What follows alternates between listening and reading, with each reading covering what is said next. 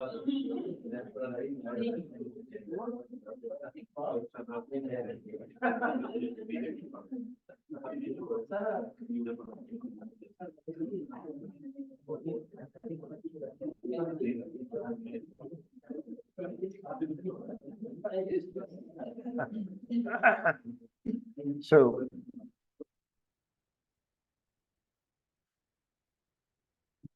good morning. First of all, we'd like to thank our host, His Excellency Professor Dr. Iqbal Chowdhury, for hosting such a wonderful dinner on the sixth floor with a panoramic view of the Houses of Powers. And it's a pleasure to see the Director General of NCP, which has played a significant role in organizing. If the Director of NCP can stand up, then all our foreign guests can recognize, which has played a significant role in hosting Natia Gali Summer School, which was masterminded by Dr. Javed Akhtar.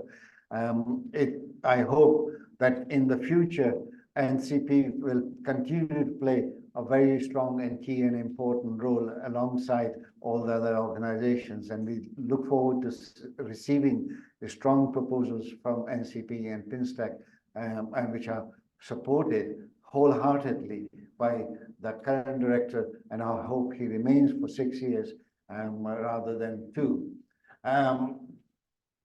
It's been a wonderful 24 hours since yesterday morning. We heard a lot of details of the scientific opportunities which are available at Sesame now that there are 5 instruments, 5 beamlines which are fully working. Some of them are completely brand new. Some of them are already performing very high quality, high impact research.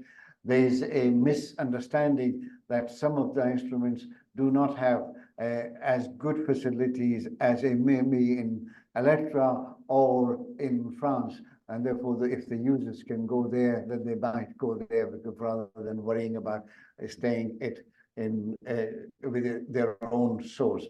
If we want to improve ourselves, we need to look at our own house, and we put our own house in order. I believe that Sesame is our own house. And if we don't put that in order and improve it, then we will stay the users of others rather than creation of knowledge. As I said, utilization of knowledge is not the sign of a developed nation or an aspiring nation. It is the nations and the societies which create knowledge. They are the ones which prosper, and their population prosper and they develop. So it is important that Sesame is used as a vehicle of really making a step change in our scientific capability, letting our young generation of talent their hands free rather than keeping their hands tied behind their back without giving them the cutting edge technology. With Sesame provides cutting edge technology at compared to G7 countries at a very small cost. So cost in the UK for a taxpayer, which spends over £110 million per year for synchrotron radiation research, is £2.5 per tax year per person. So it's a phenomenal amount of 110 million, but when you take it per person, it's a tiny amount. It does not even buy you a cost of coffee. The operating cost of Sesame is only around $8 million or so. They survive sometimes even at less. So it is of which is contributed by 8 member countries. So at the cost per nation is trivial. And I think we need to make sure that continues to prosper. It continues to add more instruments. The more instruments it adds, the greater the capability will be. NCP and PINSTEC and many others have a very high caliber of technical expertise and various facilities which they have access to can help in improving the instrumentation and capabilities at Sesame. They could be labeled Pakistan if they want to, but I think it is in the spirit that all nations are coming together to make this a unique facility for the region for coming decades rather than just for a year or two. So let me just move on to welcome Dr. Latif Allah Khan, who is originally a Pakistani and is employed by Sesame, is one of the beamline scientists on XFs and XRF. He started his career in HEA, I understand, in doing his master's, then went on to Brazil and worked on the Brazilian synchronous source, and then decided to come and join in an open competition, applied for a XF beamline scientist position, and has been doing a wonderful job. We're going to hear about the XF's capability at Sesame and some of the state-of-the-art work which he's doing, which is open to all Sesame members, including all OIC members, as well as from Pakistan.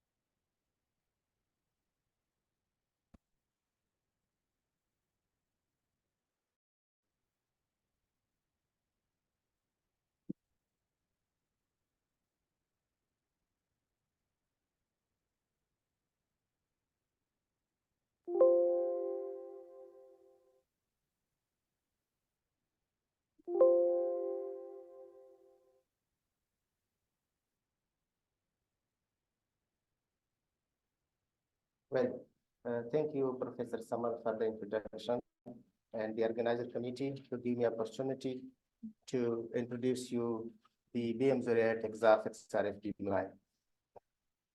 The title I choose, I will go through both fundamentals and some examples because to have clear idea for the user how we do here at Sesame. I am working as an EXAF XRF beamline scientist since September 2019 till now at Sesame. Yeah, just as all the beamlines in the advanced light sources, we have accelerator, and to focus the beam on the sample, we need some optics. Just as collimation, we need to produce monochromatic beams and also to have focusing. So the EXAF beamline have all these optics, the mirror, first collimating mirror, the monochromator, and the focusing mirror. The main optics, the mirror is donated from Robel beamline ASRF, and the monochromator is from Oxford, the diamond. We have a bending magnet source, and just as to all the light sources, we have just as some of the insertion devices, but we have the bending magnetic source that is limited by the flux, and I will show you in the next slide. So this is very important for the users that we have the flux on the sample, we reach maximum to the 10⁻⁻11 photon per second. We have two mirror coating, the platinum and silicon, and we have the double crystal monochromator, silicon 11 and silicon 311 here. So we probe the metal from 4.7 kiloelectron volt to 30 kiloelectron volt. So if someone user want to do experiment, because EXAF is a element selective technique, you can work from titanium KH, and then we can go to the tin SN KH that we successfully explored these in our beamlines, and also probing the LEGs of mostly the lanthanide and actinides and heavy metals. In the in station, for the time being, we can do three techniques: the X-ray absorption fine structure, just only XRF spectrum, we tested also the mapping, but we have not micro-focus beam. This is important to know by the users. And now with the IEE help support, we induce X-ray excited optical luminescence, a new technique. So this is the in station. We have the 3 ion chambers. We can do in transmission mode exhaust. We have 64 cell silicon detector that is developed with by INFN and ELECTRA together with the SESAME.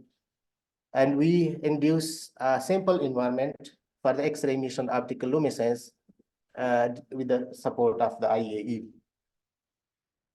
In the simple environment, we have the cryojet, and we can cool the sample till 100 Kelvin. So this is important to be for the users that they should understand that we can also do at low temperature also some experiment. Yeah. This is the general view of the latest technique, the X-ray excited optical luminescence. I will also talk about this little bit because just to know the user that we have also this opportunity and they can exploit this new opportunity also. Yeah. So I include this slide just to elaborate the new techniques.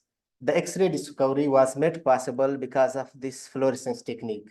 So the Rungton discovered the X-ray 1895. He used the Crook tube. He put a simple target here and fluorescence palette here.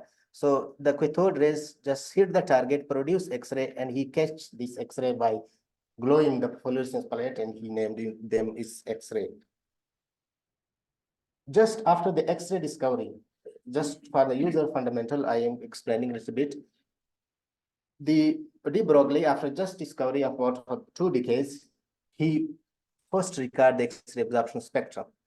He did a simple work. He used a single crystal, put on the barometer, rotate with the 2 theta, and then he diffract this beam from the crystal, producing monochromatic beam, put a target there, and then fluorescence palette. And he saw here some black lines that he denoted it to the edge, arising edge or the absorption edge of the metal. In order to know these all 3 techniques, I have also, it is atomic selective techniques, and you can probe the metal at these techniques. This energy transfer diagram, I just sketch it for the understanding.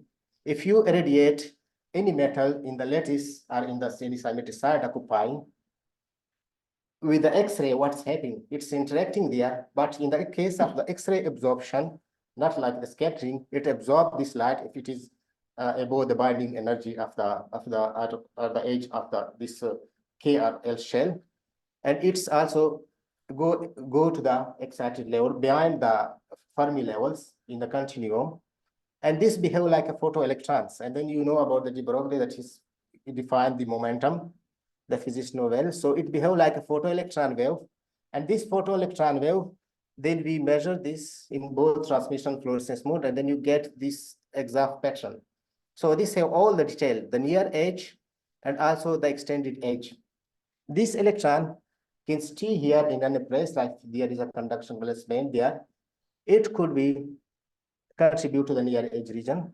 This electron can go to the Fermi levels occupied like 3D, there's empty orbitals in the D transition metal, suppose, and that could be following the selection rule, that could be also contribute to the pre-edge region. If there is a hole there after this excitation of electron, the recombination of the core hole by the nearby electron that contribute to the fluorescence, and we can measure the X-ray fluorescence spectrum. So this is like a fingerprint. You can also define the metals fluorescence there. Anyway, if there is some lattice defects or traps there in the lattice, and the electron can stay here, and that can recombine to the valence band, you can see fluorescence some there. Or excitron recombination to the valence conduction band, you can catch there.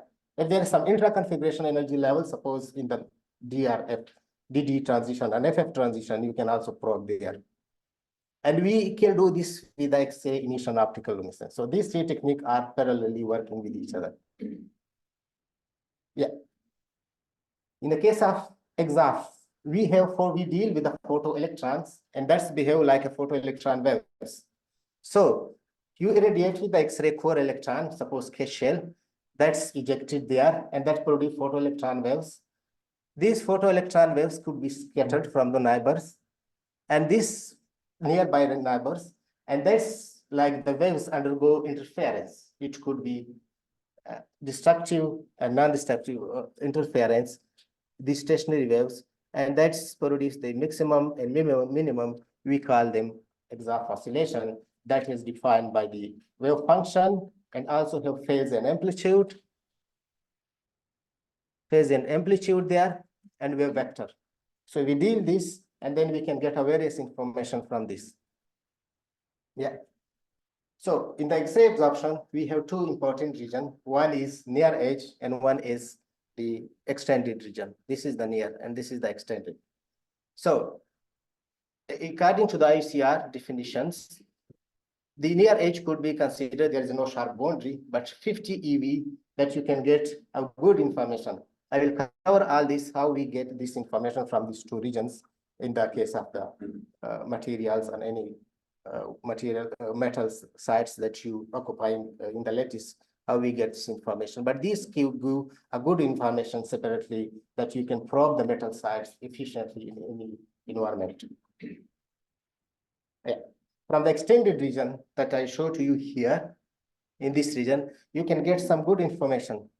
Solving this equation, many physicists know that there are many correlation factors there. You can get some structure information from them. You can get the number of coordination number. You can get the energy shift. You can get the interatomic distance, and you can get if there is some lattice or thermal or structural disorder in the lattice. If there is some displacement because of distortion in the lattice, you can also get information. So implementing this equation, there is various codes available. The important one that's developed by Bruce Ravel, we are using mostly, and it is Demeter, Athena Artemis Demeter, that is also present in our website. You can see there, and you can also probe all the nearby atoms in the lattice. Also, of the photoabsorber, interatomic distances, and the coordination number. So maximum, it is a local technique, local structure technique. It probe the site till few angstrom, maybe for 5 angstrom, you can solve the structure. So it is very efficient to know about if the material is not very good crystalline, just like a powder crystal or some other single crystal. It is amorphous. In any sample complexes on the powder, you can probe the sites of the metal, what is the structure. Yeah. Now, come to the point important, where we can measure exhaust. Till now, there is no lab technique, but some is also working to have some availability of the labs, but still is very difficult to get this good exhaust pattern. You must go to the cyclotron radiation. And they provide our versatile technique with a micro focus, some quick exhaust techniques. You can measure spectrum in a few seconds. And also with a micro focus, you can also, if there is a small beam size, you can measure. But our beam is big. We are working with a millimeter size, so and step-by-step technique. So if you have you want to do very small samples, micro focus like a microscopic sample, we cannot measure it in our beamline still. Yeah. How this exhaust can give you information?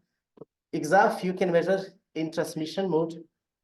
You know, this is a simple equation, maybe you know, to have the I transmission, the log of I0 and I transmission in the incident beam. You can measure in the fluorescence and electron yield mode. This can give different information, but we can do only two, in transmission mode and fluorescence mode. We cannot do this here. We don't have facility. Maybe in the soft X-ray, in the other beam has a beam line, maybe they can do this in the electron yield mode. So this can give, if you have bulk samples, they give, if we have very diluted samples, like few % of doping, you have some environmental samples that have some low concentration, you can also probe the metal side there, and we can do by fluorescence mode. We have the good detector. Yeah. The other technique that we call them X-ray excited optical luminescence that we recently introduced. In the past, it is successfully exploited to quantitative reduction of lanthanides or rare earth in trace impurity. But nowadays, together with the EXAF or EXA near edge region, it is exploiting to probe the energy, the electronic structure and the local atomic structure of the many photo absorbers influences material. Okay, as XEOL is mostly exploited in rare earths, so I put here the rare earths in one slide that these are about 17 elements from scandium to lutetium. And just contrary to the name rare earth, they are still abundant in the nature, more than silver and some platinum. They have wide application in industries, various industries, phosphors in lighting technology, in LCD screens, MRI, contrast agent, neodymium, the lasers, just like neodymium near infrared lasers, in the core industries and also in the magnet, the neodymium magnet, that's well known. Rather than this, these have 4F intra-configuration energy levels that spread all these 12 electron volt in the electromagnetic spectrum. To probe this all energy level, you need a good detection system, but you need a good source. But the lab is limited by 5-6 electron volt. So here you have good opportunity to exploit the cyclotron radiation, the UV vacuum. In the UV vacuum, you can go to the 10 electron volt, and if you have good PMT photomultiplier tube or other detector that can go this to the high energy, you can exploit all this energy level in this rare earths. Yeah, to show you one example, this is some afterglow material that persistent luminescence. To show you this, to probe this energy level structure, you need to have many integrated techniques. Number one, you need to probe the emitting site. What is the photoemitter? It is the terbium 3+. It's give the red green emission in this afterglow material. To know what is the oxidation state, you must go to the cyclotron radiation, and you need to know to do the X-ray absorption to know it is +3 and +4 state. That the emitting level, what is the states there, and that's contribute to the emission. In the selection rule, the +3 can be contributed because 3D could be red, it could be green emitting, according to the rule selection rule for intra-configuration transition.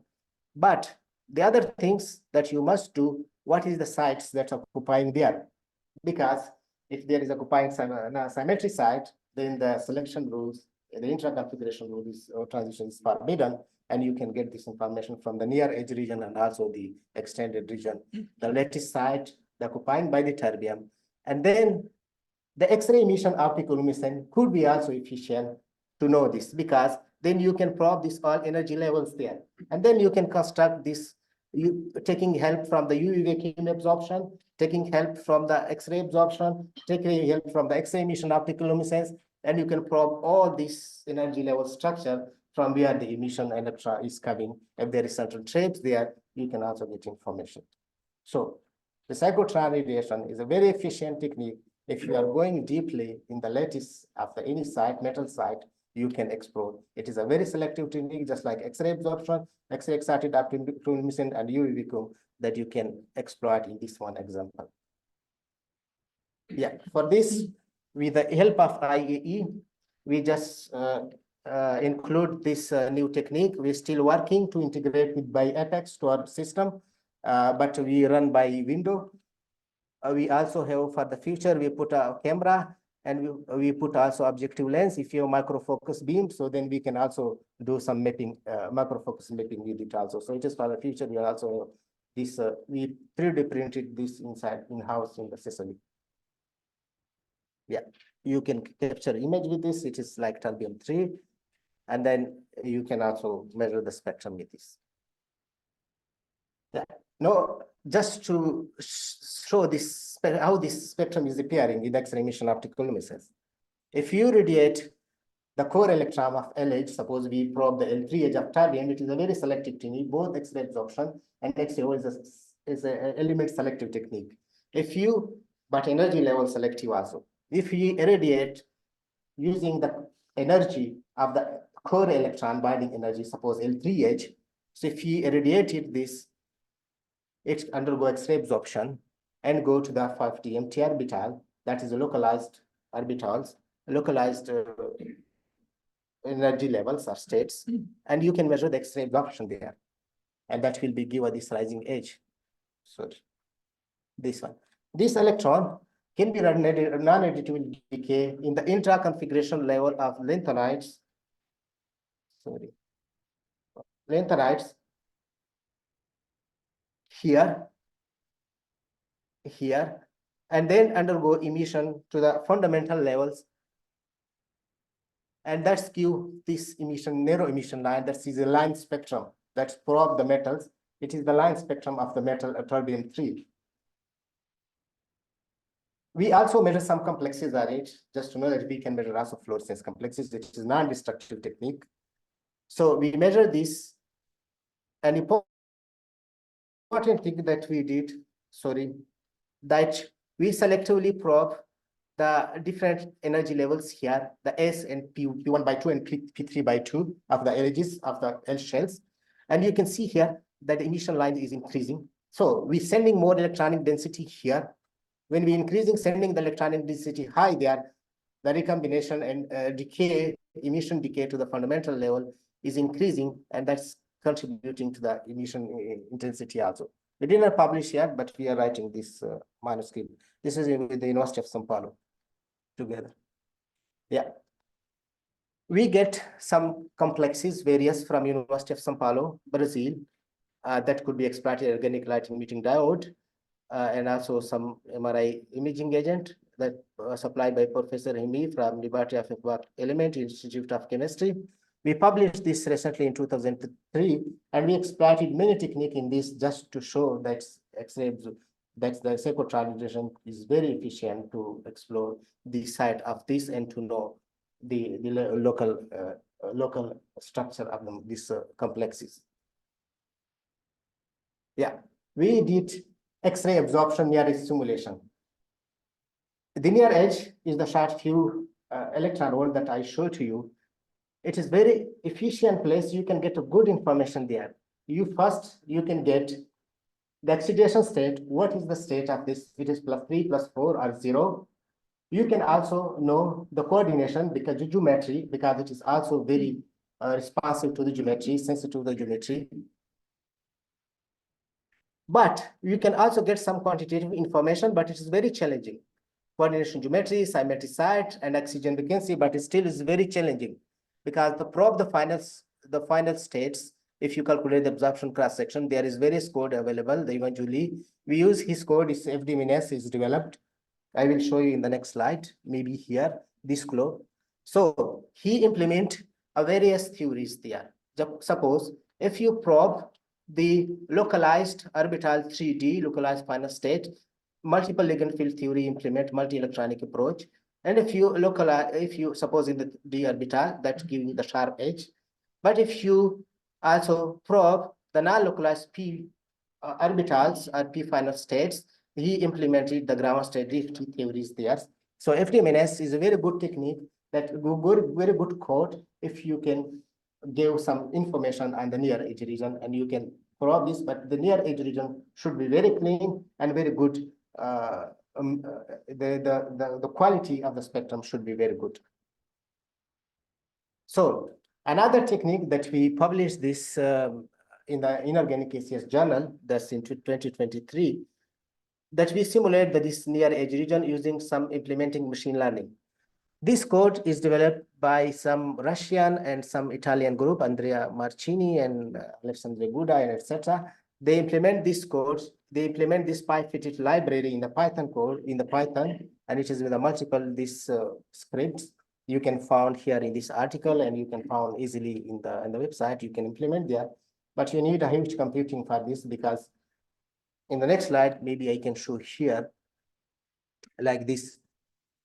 Along with the FDMNS that I showed to you in the previous slide here, and the FIFA ADF, these are the different code that you can calculate this near edge region. They implement also this neural network there. So what do you give to this implemented code? A single near edge spectrum of some metal site. You give also some structure that's defined from the crystallography. You pick zip files, XYZ structure, you simple XYZ structure, and then this code pick this and user defined. You put a constraint there, how much you distort the lattice and local summit side. So you can distort the lattice within the constraint, but it's give only instruction in the interatomic distances. How much you want? If you want 100 to 100, we do usually 100 to 100. You fix their 100 structure you want to produce. The code produce 100 to 100 structure. They apply this FDMNS code that's developed by Yema Julie from CNRS. And then they calculate the exam, the theoretical near edge region. And this neural network pick this all the spectrum at a time, working in needs a huge computing. We usually implement in 60 core computer. It took 3 days to calculate this job. And pick this all spectrum at a time. And then there is various algorithms, just like in the GNSAS and EXAF, they implemented also these algorithms, the 11-bit algorithms, like similar algorithms that go to the global minimum. And then that's come with a spectrum that's similar to the experimental one and the possible 3D structure. It's produced all these too. So in the end, you can also manipulate in the spectrum, changing the interatomic distances using this convolution parameters, like the core hole width and also that depend on the time, the core hole and excited electron width, the gamma hole and gamma maximum. You can explore this, and also you can adjust this feature also there. We wrote this. When we publish, we wrote this and we get some award on this. And now we working to develop a database there, the X-ray absorption database at Sesame. I didn't present here because it is in the process.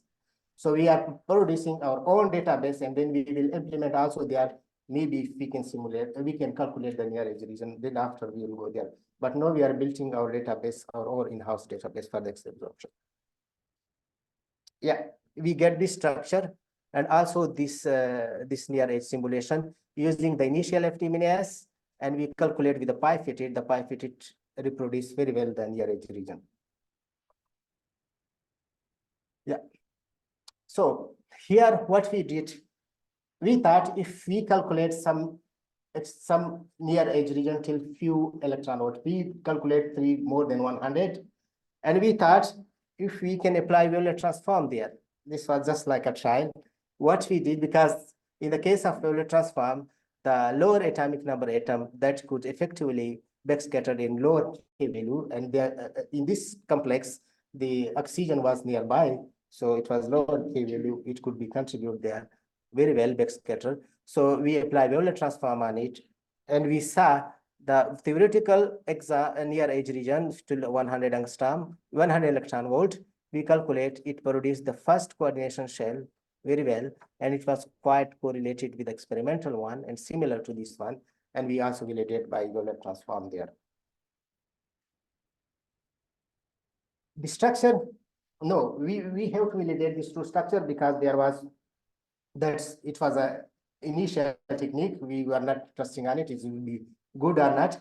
So we get this true structure that we calculate this from the near edge region, and we get exact fit using the famous Demeter package Artemis that's developed by Bruce Rowell from Stanford or BNL, I didn't remember, I think Brookhaven. So they developed this code. So we did this and we get a good fit, and we also refine the structure using the same 3D structure. Yeah, these are the parameters that we get from. So you can get, when you have the exact fit, you can get all these parameters from there. The coordination number, the R, interatomic distance, lattice disorder, and also the R factor that's minimizing. There you can present the data. You can see a various article. In this article, you can see all these techniques, and you can also get help from this. Yeah, this is the emission. That's my PhD supervisor did. He refined the structure by emission, but I will not present here because it's not, this is the lab technique. It's not the cyclotron technique. So the other example that I want to give here is the quantum material, the quantum dot semiconductor. We also refine the structure of quantum dots that recent Nobel Prize that these three scientists that they awarded in 2023 on the quantum dot.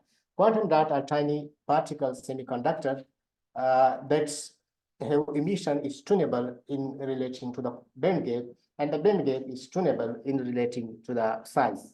If you increase the size, you narrowing the band gap, and then you also go to the redshift, the emission. The one group working on the quantum dot from the University of São Paulo, they are using as a photosensitizers for the singlet oxygen generation. Triplet, this is singlet photosynthesizer for oxygen, singlet, triplet or singlet, I don't know, the singlet molecular oxygen generation, yes. So we just published this article right now in 2023 also. So they came with these 3 quantum dots. These were zinc sulfide, cadmium selenide and zinc sulfide core shell. And their sizes from the microscopy was similar. So they were surprised why this blue shift is happening there in these quantum dots. Now you must go to the cyclotron radiations to know exactly what is happening there. So we trace for them an ion exchange there, that there is happening an ion exchange that causes of the blue shift. So in this case, cadmium selenide is a narrow band gap material. So it's give a red emission or yellow emission. Suppose if you mix their sulfur, you become a wide band gap. A narrow band gap, wide band gap is mixed there, and then how much is the extent of sulfur? You replace the selenium by sulfur. You can also make this blue shift there. So we refine structures by extended regions. What we did, we include 2 cubic lattice of the cadmium selenide and cadmium sulfide.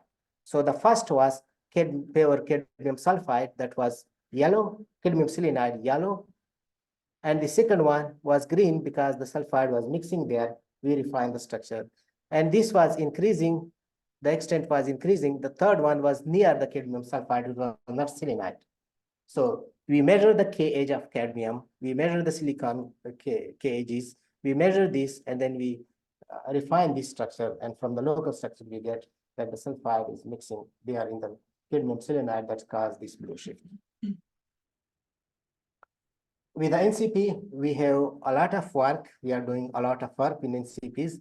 We publish, I think, more than, on catalysis, various papers, and many papers published on the exam. Maybe, I don't know, maybe 15, 16 papers from the Pakistan we published. So they have this pelletron tandem accelerator there, and they have various ion source, and this is the ion beam implantation is a very clean source to implant the ion in the lattice rather than the synthetic way, because it is contamination there and various things. So they implant some nickel and cobalt there in the, nickel and copper in the cobalt oxide here. They were using for the catalysis, and they were thinking if there is some oxygen vacancies there. So we refine the structure implementing this evolutionary algorithms there, and we also refine the structure cobalt oxide that implanted nickel, and we saw that there was also some oxygen vacancies. They published this here, this article here, but they published many articles. Maybe in the next slide you can see. Yeah. So beam time proposals. So these are the proposal we are accepting semester 6 semester we already finished. It already scheduled. I didn't put here because I was not there. I came on the vacation, so I didn't put here. But just to give overview, how you can use this. You can use for multidisciplinary application. You can use for any lattice material, metal sites that you want to probe. In the hard X region, you can use this technique there. You can use this in material science. You can use in life science if you have some complexes, inorganic complexes. If you have, maybe we can use in the metalloproteins. The one that we are trying with the Brazilian light source, that we use this pi-petit approach to localize the metal in the protein, the sites by near edge region. So you can use this. You can use in the physics and many chemistry. You can probe any metal sites. In catalysis, we are working also on the lithium batteries. You can put the batteries there. Maybe the Lubna will present this. She's working.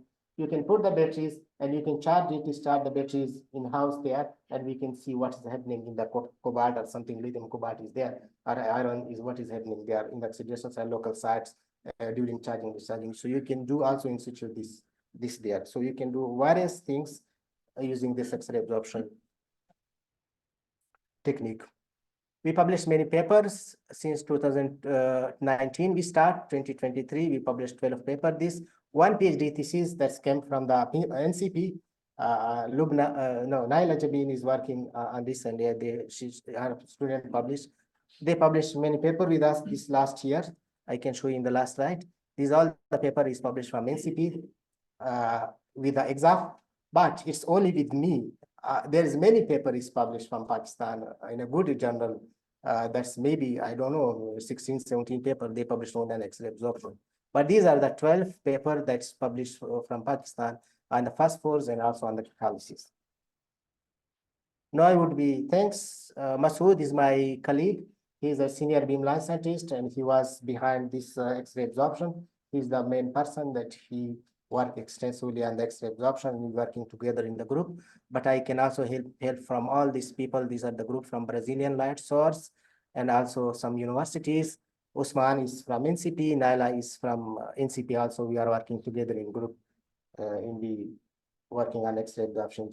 And we are very wishing to produce some EXAF community in Pakistan.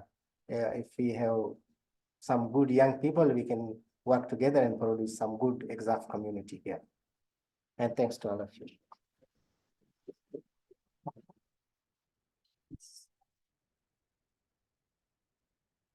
Thanks very much, Zaki. Any questions or comments? Thanks very much for a very clear talk. Very much, Dr. Ravi, for such a nice talk. I'm Ahmad from comstech, so I'm interested more on X-ray cyclic optical aromatism. Yes.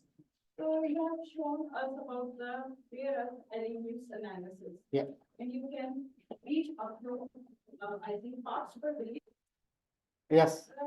Yes. Yes. Because I'm working on the quantification of rare earth elements. Yes. So, what is the nature of the like? Can we ore, because I'm working in ore, so I'm interested to quantify them if we have such a complex sample. Like So the X-ray excited optical luminescence, you can exploit the chamber that we did design. It is flexible. You can integrate there to the lasers. If you want to study with the laser, you want to study with X-ray, so multiple window there. We study with X-ray absorption, but for the time being, the XEO is used only for the fluorescence material. It gives some emission. If in the ore, some ore like any material, phosphorus. If it is a phosphor, it gives some emission we can exploit. If it is PBB, very small concentration, we can use. And we use with the giant Jordan atomic energy, this technique. They have very small concentration of europium +2 that we couldn't see by X-ray absorption, but we see by this. We see by this technique. The X-ray fluorescence couldn't see it, but it's.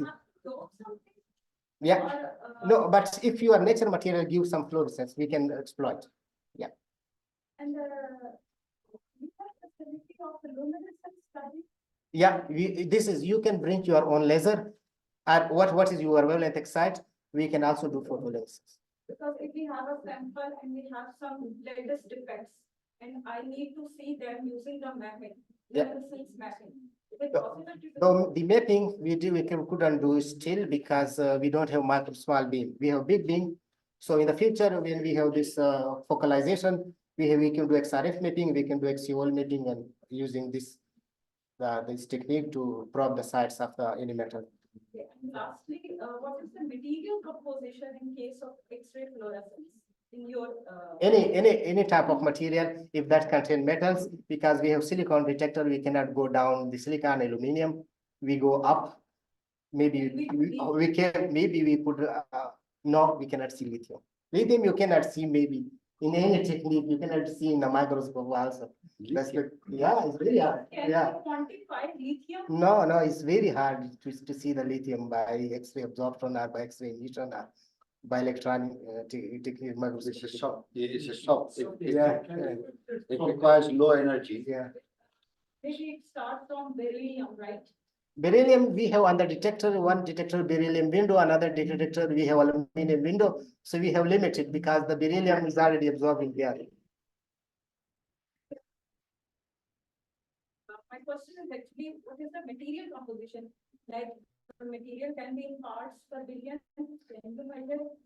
ppm, yes, with a new detector, with a silicon drift detector, the 64 channel cells, we can go to the few ppm. Maybe near 8 ppm, 6 ppm, clearly spectrum we can see. Thank you very much. Okay, any other question and comments? So the Exos facility, which is now available at Sesame, is state of the art. Of course, additional things can be done. And I think learning from all the other synchrotrons, it's a partnership between the user community and the facility, where the user community says that I would like to do such and such experiment. I would like to add a translational state. I would like to do multiple samples. All of those then are a partnership. And in many cases, the users bring those additional stages for themselves and then leave it at the facility for the next time in between others users use it. So I think, I don't know what institution you belong to, maybe you should encourage development of such a facility in partnership with Sesame, bring these additional, what I would call augmentation of the thing. So the party is there. You need, if you can bring a gift like some drinks, like in the West, they bring drinks like wine, but here you may bring a box of chocolate. So that adds to the party. So I think these are the additional stages which I think always every facility develops in that way. Because if you conceive of all of the end station possibilities, it will be endless. And I think no facility provides it by itself. It develops it in partnership with the user community. And it is good to see that users are demanding more and more. And that is the only way a facility continues to develop. SRS, it happened the same way. ESRF, which is one of the largest European collection of facility, every day it changes because the user are demanding more and more, and they bring things. So first high pressure experiment, which was done at SRS on any synchrotron, was the diamond anvil cell was brought by a user themselves. And then that was copied by Japan, but that was copied by France and many others. And then that opened up the high pressure community, which became very powerful. So any other questions and comments? So if there are no other questions, I'd like to thank Dr. Latifullah Khan for a very clear talk. I've been given the certificate that you were here and you for valuable work as a resource person at the event, because I guess you're leaving. Yeah. So when are you leaving? 3 p.m. I have. So any of you who wants to talk to him, please grab them in the coffee break and as well as lunch, because he would disappear after that. Yeah. He can send me email. No, they want to talk to you. Okay. Email is different. So I'm good. It's a great pleasure to welcome our next speaker, Professor Dr. Kaisar Ahsan, the Director General of NCP, the Center for National Center for Physics in Islamabad. I've introduced you already before to the audience. I welcome you to give your presentation and hopefully describe the future strong role which NCP is going to play in Sesame.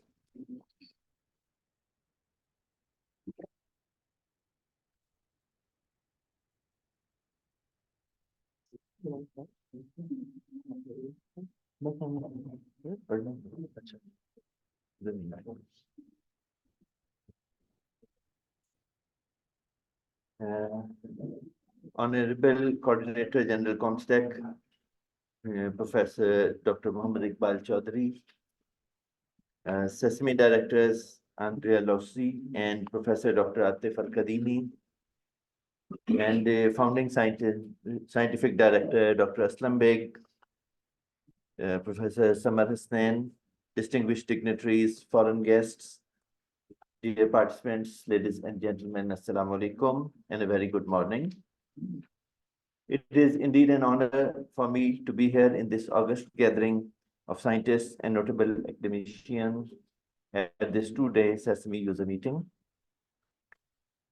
Ladies and gentlemen, I would like to applaud the efforts of Sesame and Comstech for jointly organizing this seminar, giving novel platform to OIC scientists and researchers to discuss opportunities for collaborative utilization of the Sesame synchrotron beamline for a variety of research applications. Sesame provides an excellent large-scale scientific setup for Muslim countries in their own premises. Comstech is a key player in strengthening the cooperation among OIC Muslim states in science and technology through mutual cooperation and financial assistance. In the rapidly evolving landscape of innovation, Sesame and Comstech can jointly play an effective role in promotion of synchrotron technology to OIC member countries, having wide range of applications in the field of material science, physics, especially towards the condensed matter, chemical sciences, life sciences, earth, and nanosciences. As DG NCP, I would like to take this opportunity to briefly give you an overview of our scientific center nestled in the foothills of Margla in Islamabad. Our vision is to promote advanced research in theoretical and experimental physics and advanced allied technologies, and to act as a catalyst for synergetic applied research by creating an interconnected web of centers of excellence. NCP is structured around 4 centers of excellence in the area of physics, artificial intelligence, vacuum technology, and additive manufacturing, better known as 3D printing. The impetus behind the evolution of these interconnected COEs is to provide the platform for joint research ventures and applied research paraphernalia. NCP is equipped with state-of-the-art research facilities that are being used for promotion of science and technology along with socio-economic development of the country. Our COE Physics at NCP undertakes fundamental research program, encouraging innovative research and development culture, technology acquisition, and paves the way for socio-economic evolution and uplift of the country. COE Physics aspires at setting up world-class research program within a broad realm of physics, namely plasma physics, mathematical modeling, astro and particle physics, experimental high energy physics, atomic and laser physics, particle accelerators, condensed matter complemented with synchrotron radiation and neutron diffraction science. Our Artificial Intelligence Technology Center, AI Tech, is a unique institute that forges together experts from academia, industry, and government. It is geared to provide smart solutions and technological edification to public, private, and corporate sector through advanced learning tools, techniques, and emerging technologies in core areas of AI such as machine learning, deep learning, data science, predictive maintenance, autonomous AI. By the way, I call robotics autonomous AI because with robotics, there is a concept of being human-like movement on ground, while autonomous AI can be applied to aerial vehicles or ships or undersea vehicles, etc. So it's large. AI Tech is also using quantum machine learning as a latest tool. Solutions are being developed through key projects with national and international technology partners. Our Vacuum Science and Technology Center, NINVAST, is an ISO certified institute providing energy efficient vacuum solutions and consultation services for both academic researchers and industrial partners. This center has earned its reputation by offering ingenious, customized configurations and tailor-made solutions. NINVAST caters for the national needs of local industry for vacuum technologies in particle physics, material science, and space sciences, etc. NCP's Additive Manufacturing Center, PIAM 3D, is a solution provider by spanning the complete process chain, including design, optimization, prototyping, 3D printing, and quality conformance of the end product. PIAM 3D also has an excellent facility for 3D scanning. This COE provides engineering solutions where conventional manufacturing is unable to deliver. NCP has a unique researchers program where we open our on-campus facilities to the world. PhD, MPhil, and master students from all over Pakistan get registered with NCP's CAD directorate. They can then come to NCP, do the research required for their degrees using NCP state-of-the-art equipment. Experienced NCP researchers provide them guidance and support in their work. Sometimes these hosted researchers also act as NCP interns and do useful work in NCP-initiated projects as well. As a group of centers of excellence, NCP provides support to local industries, resolving their problems using latest scientific developments. In this regard, NCP contribute towards socio-economic development of Pakistan and provide a much-needed industry-academia collaboration. International faculty members and researchers also come to NCP for their research. 3 African researchers are expected to work in NCP this year in 2024. Since its inception, NCP has provided this hosted researcher facility to more than 2,000 researchers. And currently we have around 200 hosted researchers working at NCP. Our doors remain open throughout the year, and there is no specific time limitation on applying for hosted programs. Ladies and gentlemen, another salient feature of NCP is its suitability for holding scientific events due to its infrastructure facilities. We offer an international platform to Pakistani scientific community, particularly young researchers from remote areas of Pakistan. This is through organization of comprehensive courses, workshops, conferences, seminars, and visitor programs. We have an auditorium with roughly 300 capacity. We also have multiple conference rooms, lecture theaters, and trainings or computer rooms. International School on Physics and Allied Discipline Conference, ISPAD, is a regular NCP feature. Other big conferences such as IBCAS and ICAM, etc., have been held at NCP numerous times, enjoying our hospitality. We also provide accommodation to conference speakers through our guest houses, BOQs, and MOQs. This facility is available for other participants as well. We have on-campus Wi-Fi and internet facilities, cafeteria, on-campus bank, mosque, and other related facilities. NCP has a very special connection with Sesame. We are involved in Sesame research since its inception. Professor Dr. Aslam Beg remained Sesame Scientific Director for 6 years, from 2001 till 2006. Scientist Emeritus Dr. Aslam Beg is still an active researcher, shedding knowledge to our young scientists at NCP. He was replaced by ex-DG NCP Dr. Hafizur Rani in 2007, and he remained Scientific Director in 2013. So overall, the 12-year time where NCP had associated people had been scientific directors.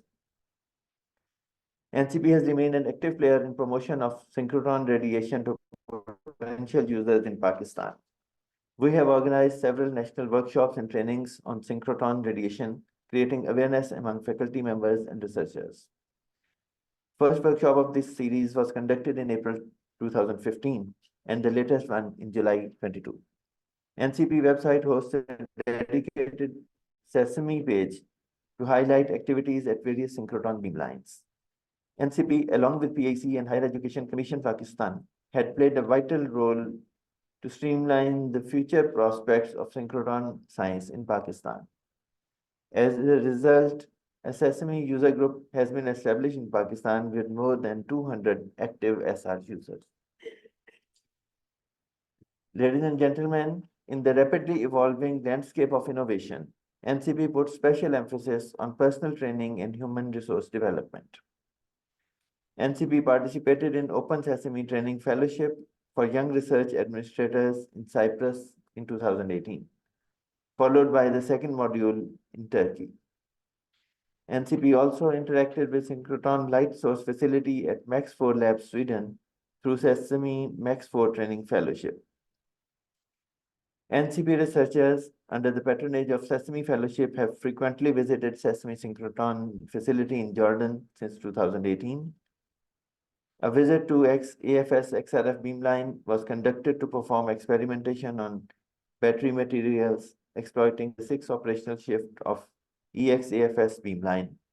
Later, they presented their preliminary results on vanadium-based material at the 16th Sesame User Meeting.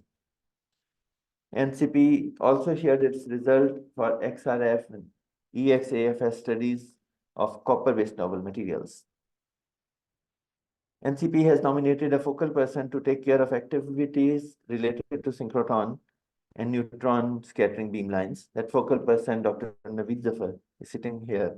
He will also be delivering a more elaborative scientific talk at the end of this session, highlighting the results acquired using synchrotron beamlines.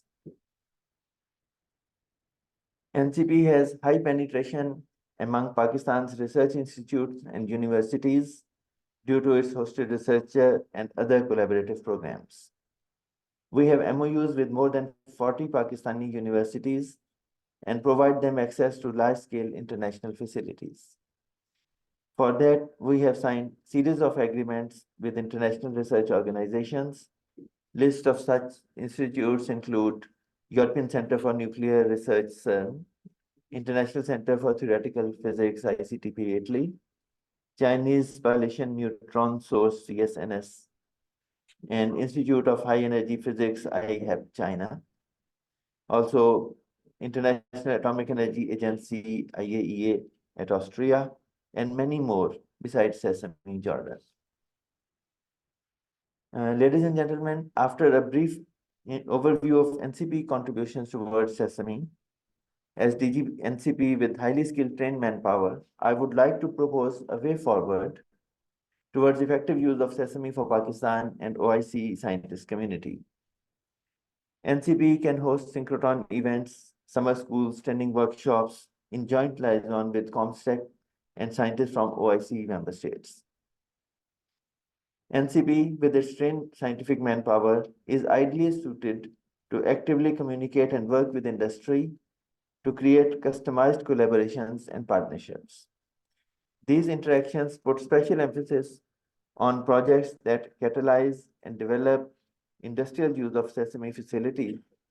In joint liaison with Sesame and comstech, NCP can launch new initiatives focusing on making synchrotron radiation more easily available to small companies. A sample analysis service may be offered with a quoted price with a fast turnaround time. Besides, smaller regional groups with focused representation from subfields like agriculture, food, energy, medical, etc., may be geared up with regular meetings. Ladies and gentlemen, as far as I know, Sesame has provision for 24 beamlines, and most of them are still unused. So I would like to suggest something in that respect as well. In analogy with Turkish soft X-ray photoelectron spectroscopy beamline, another new beamline may be added at Jordan that can exploit the hard X-ray nanoprobe. This new nano beamline will exploit the high flux and brilliance of synchrotron for surface and in-depth diffraction studies of condensed matter structures. A unique quality of this beamline will be to offer direct in situ, in vivo and in operando experiments, giving direct correlation between structures and physical properties at atomic scale. This facility can be added at Jordan with finances from OIC countries. Subject to the formal approval of this Park Nano Joint Sesame Beamline dedicated station at Alan, Jordan, NCP further aims to write conceptual design report of the envisaged beamline facility, including the optic hutch and experimental end station. We foresee that the Park Nano beamline at Sesame, Jordan will have a great impact on the scientific R&D and innovations for society in general. If OIC can support the financial aspects of this beamline, NCP has technical expertise and other and connections to other stakeholders or industry and academia in Pakistan. So Pakistan can take the scientific side, take care of the scientific side of this beamline. In joint liaison with Comstech and fellow members of the OIC countries, this new initiative, Park Nano Beamline, will be focused to make synchrotron radiation more easily available to organizations and academic institutes of Pakistan, as well as to the underprivileged OIC member states. Through this joint venture, the transnational collaboration between Pakistan and the other OIC countries' scientists can make the infrastructure and experiment more affordable and economically efficient.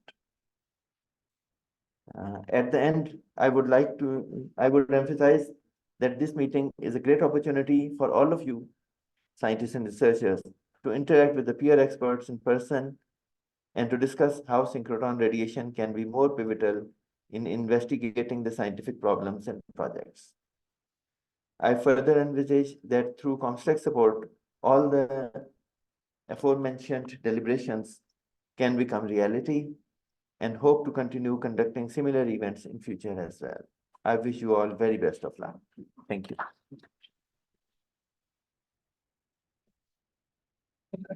Thank you very much. So, question and comments. As far as that your last proposal is concerned, that's extremely welcome. And I think what we're going to do is to discuss that in detail in the panel discussion this afternoon. It would be extremely useful if you are here, because that's going to be chaired with His Excellency Professor Iqbal Chowdhury alongside others. So I think this needs to be a dialogue where everybody can participate. There's obviously, as you were unfortunately not there, because Science Director Andrea Laushi had explained which beamlines we have already established, which of the phase one beamline still require funding and effort. And there was discussion what OIC might do, and it may be that there's not complete synergy on what your priority might be, or what OIC might be looking at, or Sesame has phase one. So I think, but there's obviously clear synergy that we need additional beamlines on Sesame. We need additional funding for Sesame. We need technical support from anyone, including NCP and PINSTEC. We know the capabilities of NCP and PINSTEC together with others, the stakeholders. So in terms of building beamlines and providing support on that front, that could be a resource which could be an investment from NCP and PINSTEC not in dollar terms, but in actual deliverable. And that model has worked in other cases, and I think we welcome that, and we would like to have that as part of the panel discussion. So I don't want to discuss that aspect now. I want to just have a quick question and comments on other aspects of what the Director General of NCP has said. So, yeah. And CP focal person Dr. Naveed will be here at the second time, because I have some no, we other do want you to be here. I'm making it very clear. in public. Please, I don't mix my words. You need to be here. We are here, you need to be I here. will check with No, my please, other thing please, because please rearrange your if- diary. if- Even if it is the president, please rearrange it. No, please rearrange it. We are here. if I get the permission from the people with whom I have promised my time, Please try your because best. I keep my promises. No, please try your best. Yeah, I will try. my best. Because what you've said, it is important that Yes. it is part of the panel discussion. It is an important thing. We're all here. And if you can do everything possible to be here, I will that try will be my it. best. Inshallah. we'll leave it there. Yeah. But we do not need replacement because we want to hear the person who is at the top to be able to say what we are discussing. Okay, Your representative is not sufficient. so your point is taken. Thank So- you.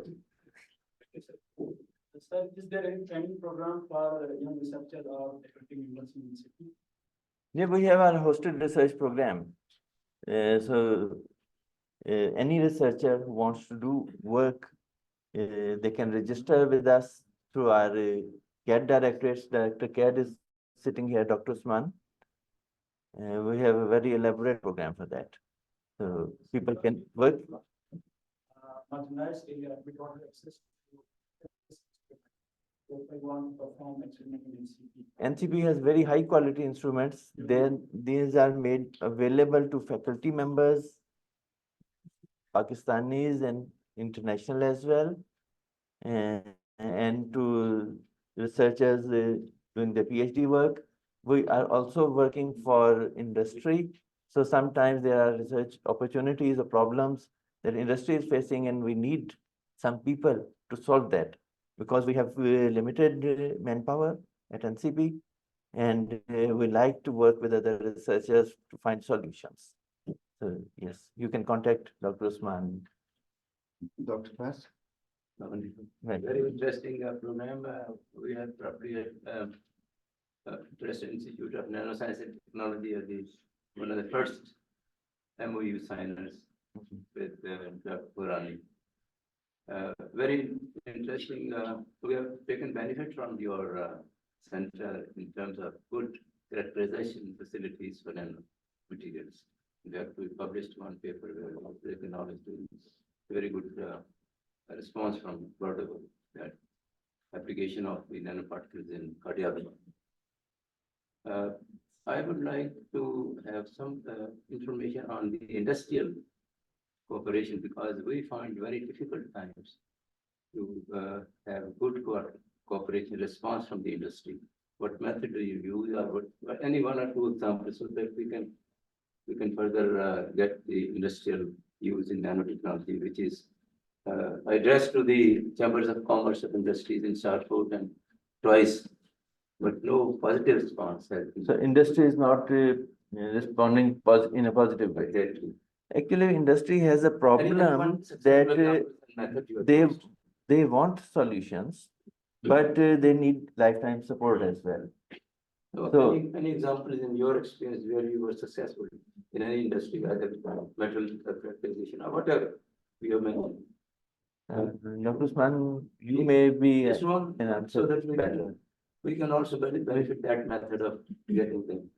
If Yeah. I may comment, we have some good examples of having connection of our vacuum science institute with the industry. And we are continuously giving few industries, like at least presently we have 3 service contracts with them. So what the new contract which is being under process is Happening in their vacuum system. exactly, yes, yes. We have- So that's with Honda Atlas, so that's the known company in Pakistan. So they're signing an agreement with them. We have recently solved a problem at Honda Atlas. Yeah, And that I'm aware of. The pumps had to work extra and with a lot of energy consumption. And we resolved the problem. Yeah. So we can have both. And on any nanomaterials, any industrial collaboration, which is True, Not true. right now, but there was some previous connection with the sports industry of our nano department. but I don't know the present status, but was there. They're supporting to improve the strength of their findings. Actually, 7-8 years back, Yeah. the Cambridge hockey producers from Shalcourt Yes. came to me and but no positive response. They're taking material from abroad and putting in the hockey sticks. They give me a- But that's the, we have the capabilities in the country. Yes, but this is the area that I think we should try to exploit. Yeah, I think consistency and quality of given service means a lot for the industry. the one trick I found, which If- I remember now. We had Dr. Shijat probably would be here, a polymer chemist. About 20 years back, we had some, this is a good trick. At comstech, one laboratory for polymer science. And so he happened to go to Lahore and this atlas of the mixed trials. So this gave the problem that tons of their powder is kind useless because it doesn't get now the collection. So he was a researcher. The research gave me 1 or 2 kilos. This is an actual example. 1 or 2 kilos. It was containing some vapors. He realized, but didn't tell. He brought the sample and put the vacuum, and it worked. Since that time, they are like Murid. So a trick we have found out. If you do their work, Yes. but they do not respond as in the foreign country. This Yeah. is my problem. Yeah, in the engagement with industry is troublesome everywhere. I think once you build up confidence and they gain some added value, Yeah. which where they can translate the products out into the market, then that's when the boost comes. It's a chicken and egg situation. You need to invest something more to get the first product out, and then you build up the relationship. I think that's the NCP and others like NIPG in biotechnology is playing that role, but NIPG is probably much more successful because it's been there for longer period in vaccine, and of course we are agriculture-based economy.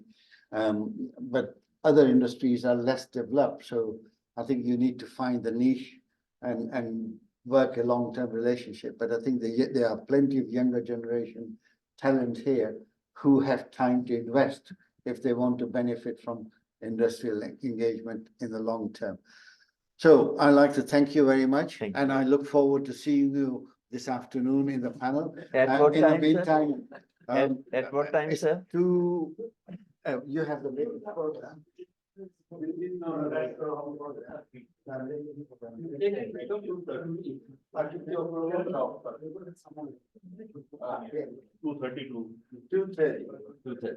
We will not keep you for long. And so there's a tea break for 20 minutes.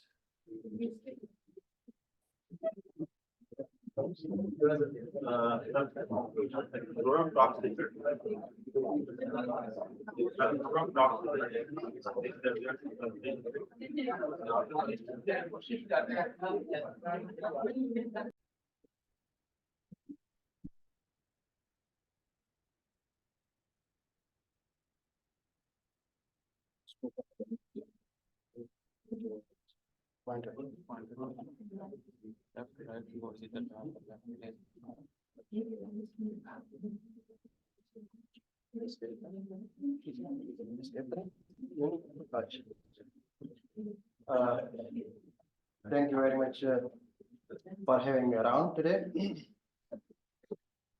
Thank you very much, Dr. Hasnain. My talk is about the synchrotron radiation of power will do for revealing the local chemical structure of nanostructures. Scientists are usually more interested in what the oxidation state is, what the neighboring atom of the target atom is, and how can we manipulate the characteristics, electronic and electronic properties, mechanical and analytical properties of a nanostructures to engineer them according to our own requirements. So this is the one way that we are dealing with the nanocomposites and stuff like that. So this my presentation would not be that much it could be a bit comprehensive type, like I will give something introduction and then the X-ray matter interaction and basic principle of X-ray absorption spectroscopy, fine structure and Morse bar analysis, and then I will compare it with the Morse bar as well, and then we'll come to the conclusion. Okay. Yeah. So the main thing is that basically when a particle, the charged particle at this point, when it moves and when you bend it, so it loses some energy and that's the energy we gain it as a synchrotron deviation.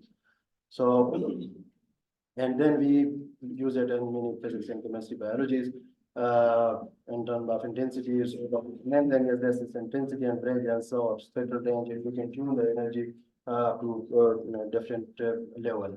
So this is this is what is important. Like we inject the electron into the boosting ring, and then at each bending magnets, the energy is dissipated, and then these radiation are X-rays we are getting as a synchrotron radiations, and then we tune it according to our own energy requirements, and accordingly then we put a sample in front of it, and then we get the fluorescence, and then we get the absorption, and then we get the reflection and stuff like that. But why are we using synchrotron? I think it has been discussing from since yesterday.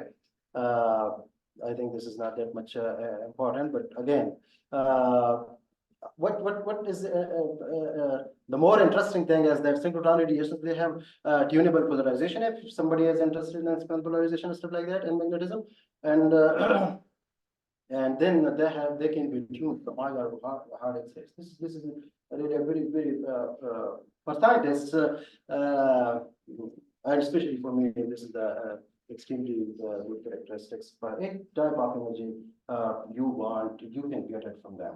So I hope yesterday WhatsApp also said that if we can tune it to 14.4 kV energy, which is the energy that can make resonance in the iron nucleus they can produce. So we will be able to get many applications of it, and then we can get more information from the nanostructures, and especially the nanocomposite where we have multiple structures or multiple phases around it, and especially in one nanocomposites, the most important thing is that we are dealing with the interfaces. So we get one structure at the core, one structure at the surface, the shape, and we have one or more structures we are getting the interface, which plays an extremely important role for designing material for operated electronic applications.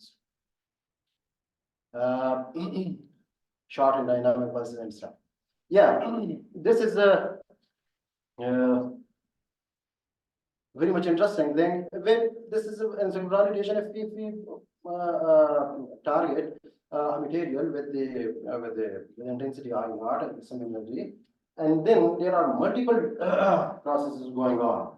So it's up to you which one we want back. So here, this is the elastic scattering, emission, photo emission, electron emissions, and many things are going on. So the here, if we look at this at the inelastic scattering side, we are dealing with spectroscopy and imaging, and here we are dealing with the XRD and WAVs and stuff like that. So if you are interested in, we are more interested in this area with spectroscopy, especially we are getting 3D imaging as well nowadays from synchrotron. So my focus will be in this area. So again, what the mathematics says that we get the I naught intensity, and then we have the thickness, and then we get some information from this area. So some of the electrons, the photon is absorbed here, and then when the electron is absorbed, now photons are absorbed. So like you saw, these things are going on. Some electrons are emitted, photons are transmitted, photons are reflected, and then you can get multiple information from the material. So X-ray absorption is divided into two categories: the pre-H and H, also called as ZENS, and the probe for unveiling the electronic structure and coordination environment. It's an extremely important part of the exhaust of the XAS, right? Like ZENS, if we put it in a simple way, Like, for example, we have a community here and it's me. It's something, if I get a photon, if I get a disturbance, so what's going on in me as represented by Zens and exhausts, what are your reflections, what are your emotions, what are your interaction if I'm disturbed, right? So if a particle, if an atom is the absorber, if you hit an atom with a photon, disturb it, there is a perturbation in the system and Fourier system. So some of it will absorb, but the problem is the this absorption will get some oscillations, some excitation, some disturbances, and this disturbance, so part of it will transmit to the other nearby atoms as well. So, in this region where the other atoms are disturbed, these are covered by the exhaust, and the absorbed atom, what's going on in this atom will be discovered by Zens. So this is the equation. So the exhaust is basically usually we take when we take the exhaust spectra, so it's given in K space rather than energy space. So the So you have 5 minutes, more or less. So we want you to move to the result section. okay.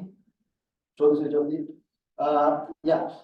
One thing, if an atom is disturbed, if an atom gets absorbed before on, so there are some unoccupied states, and then like moves into the 3D or p orbitals. So what happens is this is covered by the pH, right? If the electron moves into the continuum, it's move into the it shows the absorb the H. This information like energy is absorbs energy up to the extent when it reaches the limit. What happens? It excites an electron to the continuum, and then again it stays the same.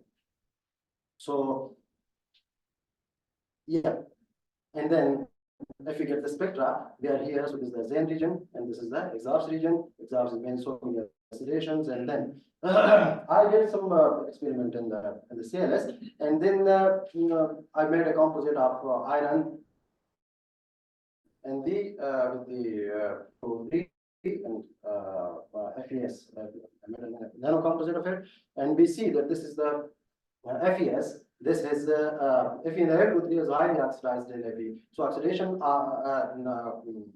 state of iron in the Al2,3 when it makes a composite is higher than that of the in the FES. And then Zen's intensity is believed to be progressive d orbital occupancy. Here, if we are moving with the d orbital occupancy or p orbital, when it is highly it is high intensity, then it is shifting is going to the p orbital because it is backward down regarding to selection groups. And we have a very small field here, so I think it's because of the d orbital occupancy. And then yeah, so there's some examples of it. The amplitude decreases with the distance between the atoms increases. So these are some of the fundamentals of it. And then, yeah, I did some Moss bar. Look, and Moss bar, here we fit it, and then we see that there are 2 sextets of it. 2 sextets means that there is an electron has the 2 oxidation state. One is in the, if you look into the isomer shift 1.25, 1.60. It means that iron exists here in the iron and APS in 2 oxidation states. One is the +2 and one is the +3. And some super exchange mechanisms are going on because some particles are too small that get superparamagnetic state, and then we get the net. But when we make the composite, then there is a small 6 state in it, but my software didn't pick it. Although we can see that there is a small 6 state, and then there is a doublet. Doublet means that the electrons are there is a super paramagnetic particles around, and then majority of it, and then where the magnetism is going toward the super exchange mechanism, where there is a coordinating ion that ion moves from one Fe2 to Fe3 of the electron moves, so they move to oxygen or some other anion or search for something like that. So here we can compare our own spectra with the synchrotron spectra. Yeah, this is the one thing, this is, we did the XRD of it, and here we see that there are two phases. But unfortunately, I couldn't do it with the PDF, it's analysis. So we can see the quantification of that, and then there was, we can do it with that PDF. So the interesting thing is that if we have, there was what's called as the objective of this study was in 2013, and there a scientist from it was from Shanghai University gave Nature, he published a paper in which there was if you have a high dielectric constant, usually the myth was that you have high dielectric constant, you have high dielectric loss. But in some cases, if you can bend the energy density into small with small impacts, you can have high dielectric constant but very low dielectric loss. So in this case, we have a very we have very low dielectric loss, almost zero. So it's not changing up to 1 megahertz. So this is a very extremely important result that we have got, and I did it with 300, 250, 200, 177 degree K as well. And still, there is no difference in the dielectric loss that is coming on. So I think what we observe from this study that it's not only the electronic movement that we benefit with the defects, but there is some magnetic interactions also going on that can help, that can pin your energy density to some specific into small dipoles. And then if the electromagnetic waves or any energy that hits it, and then you have very zero loss, doesn't disturb the transform it into heat and stuff like that. So we are getting it really well.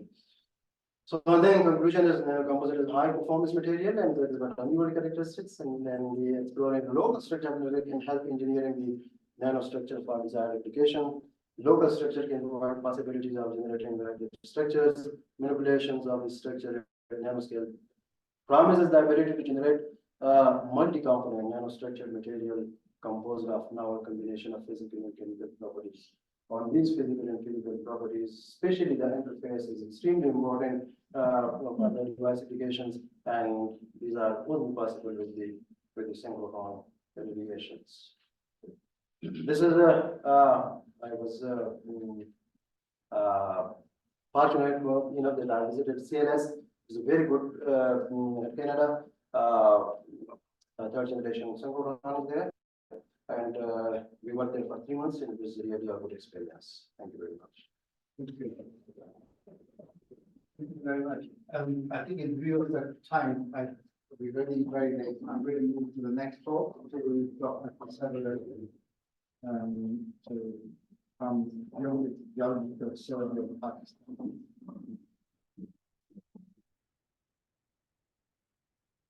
Yeah.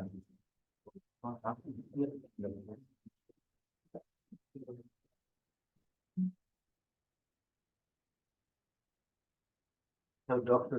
Patel belongs to Ministry of Energy and Petroleum Division, and a keen enthusiast of sesame.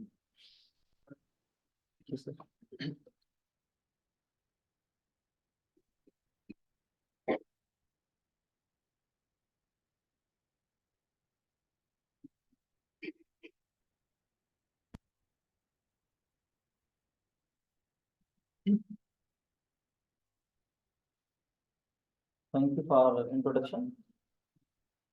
I extend my heartfelt gratitude to comstech and SESAME for providing the platform and uniting the international and national scientists which extend their research. And I am also thankful to Professor Dr. Javed Iqbal, Professor Dr. Mohammad Iqbal Chaudhry, Ms. Khazima Mausam, and Ms. Maham Yamin for arranging such a nice event. So I will share a little bit on my department, that what type of research we are doing. Advanced Geological Survey of Pakistan, which is working under the Ministry of Energy and Petroleum Division, The Charter of Geological Survey of Pakistan is to study the geology of the country and assess the resource potential of the country in the sector of minerals. And we also study on the disaster risk studies and geochemical mapping. And now we are also working on the climate change, and we name it the environmental geology. And we have also the drilling for the water, energy and mineral resource assessment. We have some international collaborative projects which are ongoing with the China geo cooperation projects, and other project with BGR China Geo Assessment in Pakistan between Federal Institute of Geoscience and Natural Resources Germany, and JICA follow-up project for upgradation of geoscience lab at Islamabad, and landslide investigation in northern areas. These are ongoing projects. And some are the discoveries, huge discoveries, which the Geological Survey of Pakistan did. Third coal project, it is the seventh largest coal reserve globally, and Sandak copper gold project, and it was also discovered by Geological Survey of Pakistan, and its reserves are greater than 412 million tons. And another is Rekodik copper gold deposit, and it is also not decided yet who will take this. It is in dispute, and reserves are greater than more than 3,000 million tons, and Dudar lead and zinc deposit, and it is commercially exploited in the Balochistan for the barite mineral.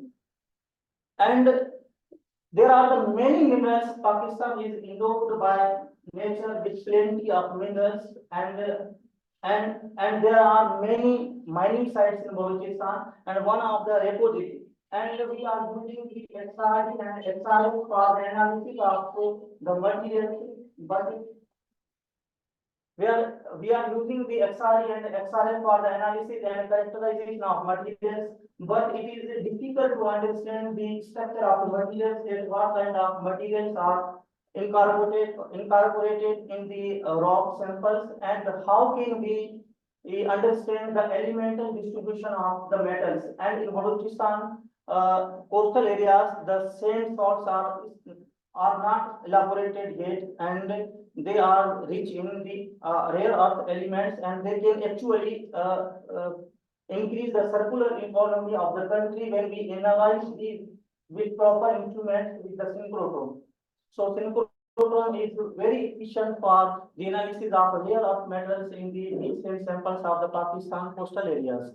And this is the research group where I am working with Professor Dr. Aligar Chandu. He is one of the eminent professor of NIT University, and we have also collaborations with international professors. They have their own research groups, but we are also working with one of the professor is Andy Vijay. He is working in Bilken University, and Professor Ozan Gershon Raya, he is working in Ghazi University, and Professor Mustafa, he is from the Ambar University, and these are some students who are working. And everyone is aware of the climate change. It is a global issue, and primarily it is caused by the combustion of fuel for burning of for production, and also the burning of and also deforestation is also the cause. Carbon dioxide is the main greenhouse gas, and now we call it the global warming gas, and its increased emission has led to climate change, and we call it the thermostat for the climate change, and it affects the lives of millions of people worldwide. And I call it as the villain of 24th century because it destructed many countries. One of the example is Pakistan, and Pakistan affects more from the climate change in 2020, and it has devastated most part of the country. And these are the globally, we send 50 billion metric tons of global warming gases into the atmosphere annually. Of those emissions, 37.5 billion tons is only the carbon dioxide, and the rest is methane. the permissible amount of CO2 concentration in ambient air is approximately 0.041%, but we are sending 50 billion tons of greenhouse gases, global warming gases into the atmosphere. And there are some sectors who cause the climate change. One of the top emission sectors is the cement industry. One production of cement, 1 ton of cement releases 1 ton of CO2, and 1 ton of crude steel production emits 2 ton of CO2, and 1.886 billion metric tons of crude steel produced in 2020, and product is expected in 2.5 billion ton per year in 2025. 2050. And life is not possible without the cement, and it is the second most consumed material in the world after the water, and it contributes more than 8% of the global warming. Oil and gas exploration contributes are also have the lion's share of the CO2 emissions, and air travel also millions of tons of the CO2. And the mining sector is also emits the more of the CO2, and BHP, Australian multinational company, mining company, emitted 3.4 metric tons of CO2 from one site of mining iron and nickel in sites in 2020. And climate change studies. In 1870, the concentration of CO2 was 278 ppm, and in 2022 it was to 421 ppm, and it is more than the 70 times. It is like the death race that we are going towards the and the carbon dioxide lifespan in the atmosphere is more than 150 to 200 years, and the others are also the methane and nitrous oxide, but their concentration is low. That's why the carbon dioxide is the main polluter. And there is a direct relationship of carbon dioxide with the temperature swings. When the carbon dioxide increases, the temperature also increases. And there are some solutions are the natural and technological solutions, and natural things and like this. But we are also focusing on the natural solutions, the nature army. Nature army is the plants and forests, and they have capacity to natural 7 gigatons per year globally, and the mangroves have the capacity to capture the carbon dioxide as well. And the technological solutions are also of paramount importance, and these are the conversion of carbon dioxide into fuel and conversion of carbon dioxide into other products. And but here we will focus on the inorganic materials.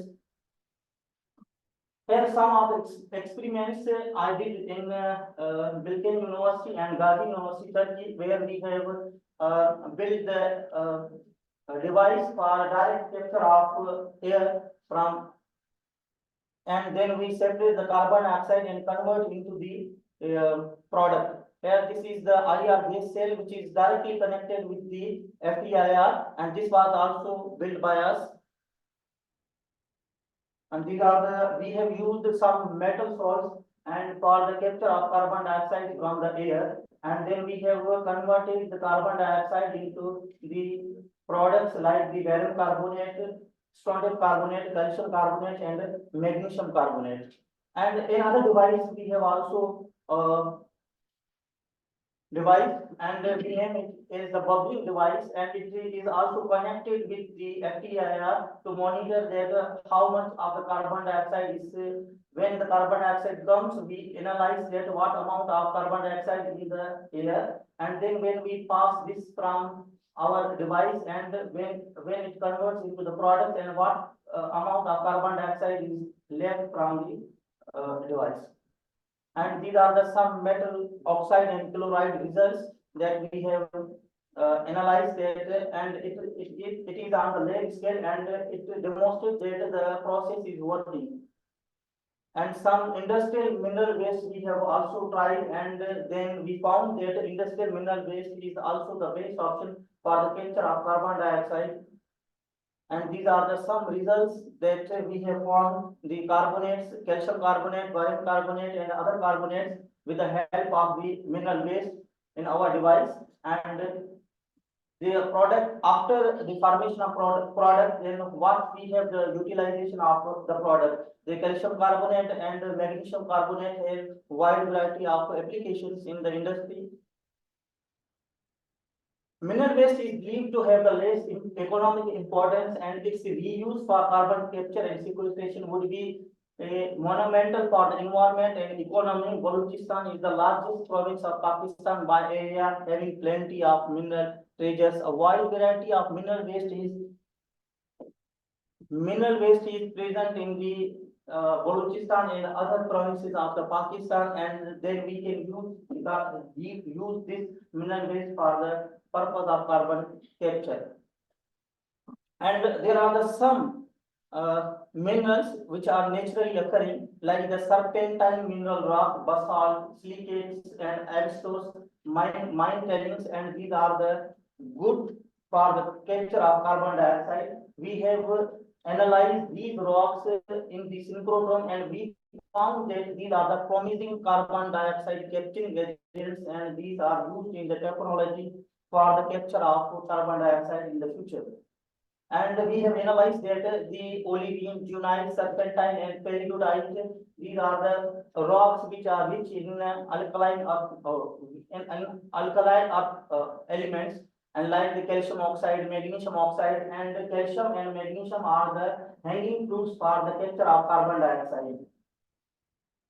And we have also use the synchrotron, and our proposal was accepted for the fixation of carbon dioxide in the minerals of Balochistan province, and we have analyzed the most of the rocks, and then we found that these rocks are the promising for the capture of carbon dioxide, and we have also used the mineral waste and to know that these mineral wastes have the capacity to capture the carbon dioxide and how much capacity they have to capture. And this is sorry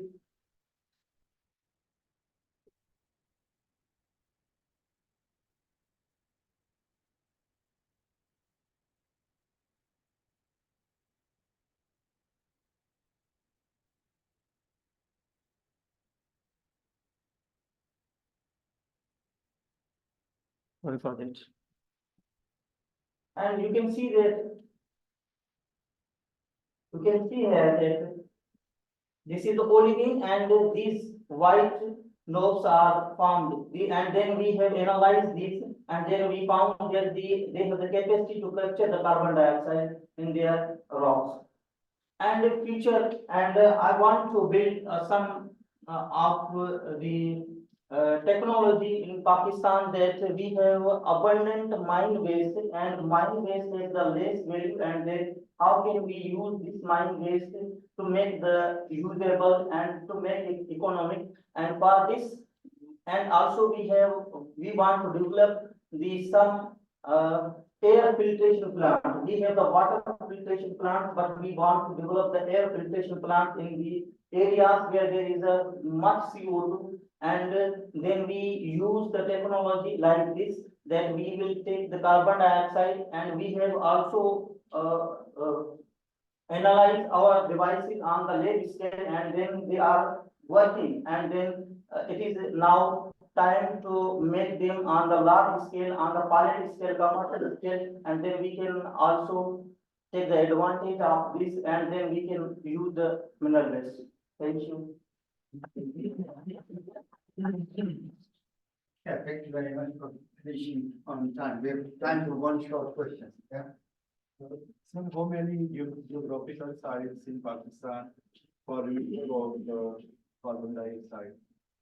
There are many sites in Pakistan. In Balochistan is the hanging fruit for the sequestration of carbon dioxide, as well as the Punjab and KTK, because these rocks are mostly in the KTK and Balochistan and Punjab. And also the industrial sectors are also the hanging fruits for mineral waste from the industry. We can capture the carbon dioxide. My second question is, in my city, Jharkhand, their saline water is a very big problem for the fields and their saline canals. So how we can remove carbon dioxide from these canals? Because the saline water we can also use in the bubbling and spraying technique to disperse the saline water on the carbon dioxide directly, and it will react with the calcium and it form the product, and the clean air will be out from the. We have to develop some setup there in the areas where there is much pollution, and then we can use this water for the capture of carbon dioxide. My third question is about I there is think too much. we can have a follow-up discussion, otherwise we're going to be all very late. So, thanks very much indeed. So, I'm going to, No, Sesame, this is all the logo. We have a new logo. yeah. So, This is the old logo. I want to welcome the next speaker, Dr. Hira Sultan. So she's from comstech, going to talk about optimizing photocatalytic performance, investigating crystal structure modification in pristine and doped lanthanum iron oxide by synchrotron-based XRD.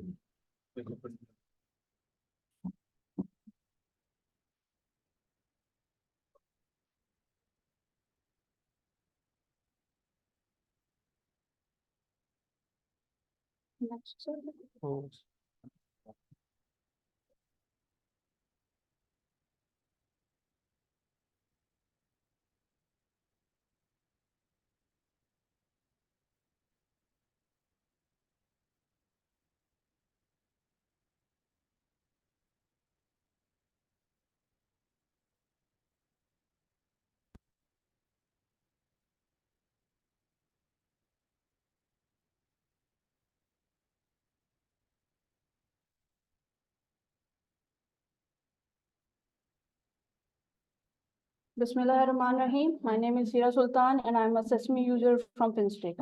Today I will be presenting my talk on optimizing photocatalytic performance by investigating crystal structure modification in pristine and doped lanthanum fluoride by synchrotron-based XRD analysis.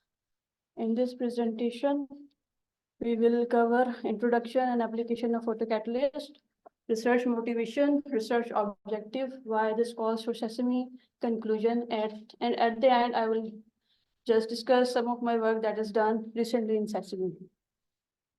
So what are photocatalysts? Photocatalysts are the class of compound that act as catalyst in presence of light. Whenever light shines on a photocatalyst, electron and hole pairs are created. By the process of photoexcitation, electrons are excited to the conduction band from valence band, and where they help in the process of reduction, whereas the hole that are left behind in the conduction band help in the process of oxidation. This working principle can be used in many applications, such as in energy sector, in medical sector, agriculture and construction sector, and lastly in environmental sector. We will be dealing with the environmental application of photocatalysts. Our motivation was that, as we all know, Pakistan is the most affected country by global warming. So the causes of global warming is environmental pollution, and one of the major components of environmental pollution is water pollution. So we will be dealing with the treatment of wastewater. According to study published in Chinese journals of sustainability, about 41% of dump of industry is present in wastewater. So the dumps of the industry mainly contain dyes from textile industry, and we will be majorly focusing on the dye degradation of those toxic materials. So many studies have been done so far, but we will be mainly focusing on the chemical aspect that employs AOPs. AOP are advanced oxidation processes that again employ the photocatalysis principle. So you may ask why we are focusing on this, because this is very cost-effective process and it can be done with the help of ordinary light, and it can be done on industrial scale. So what if a photocatalyst does not operate in a visible light range?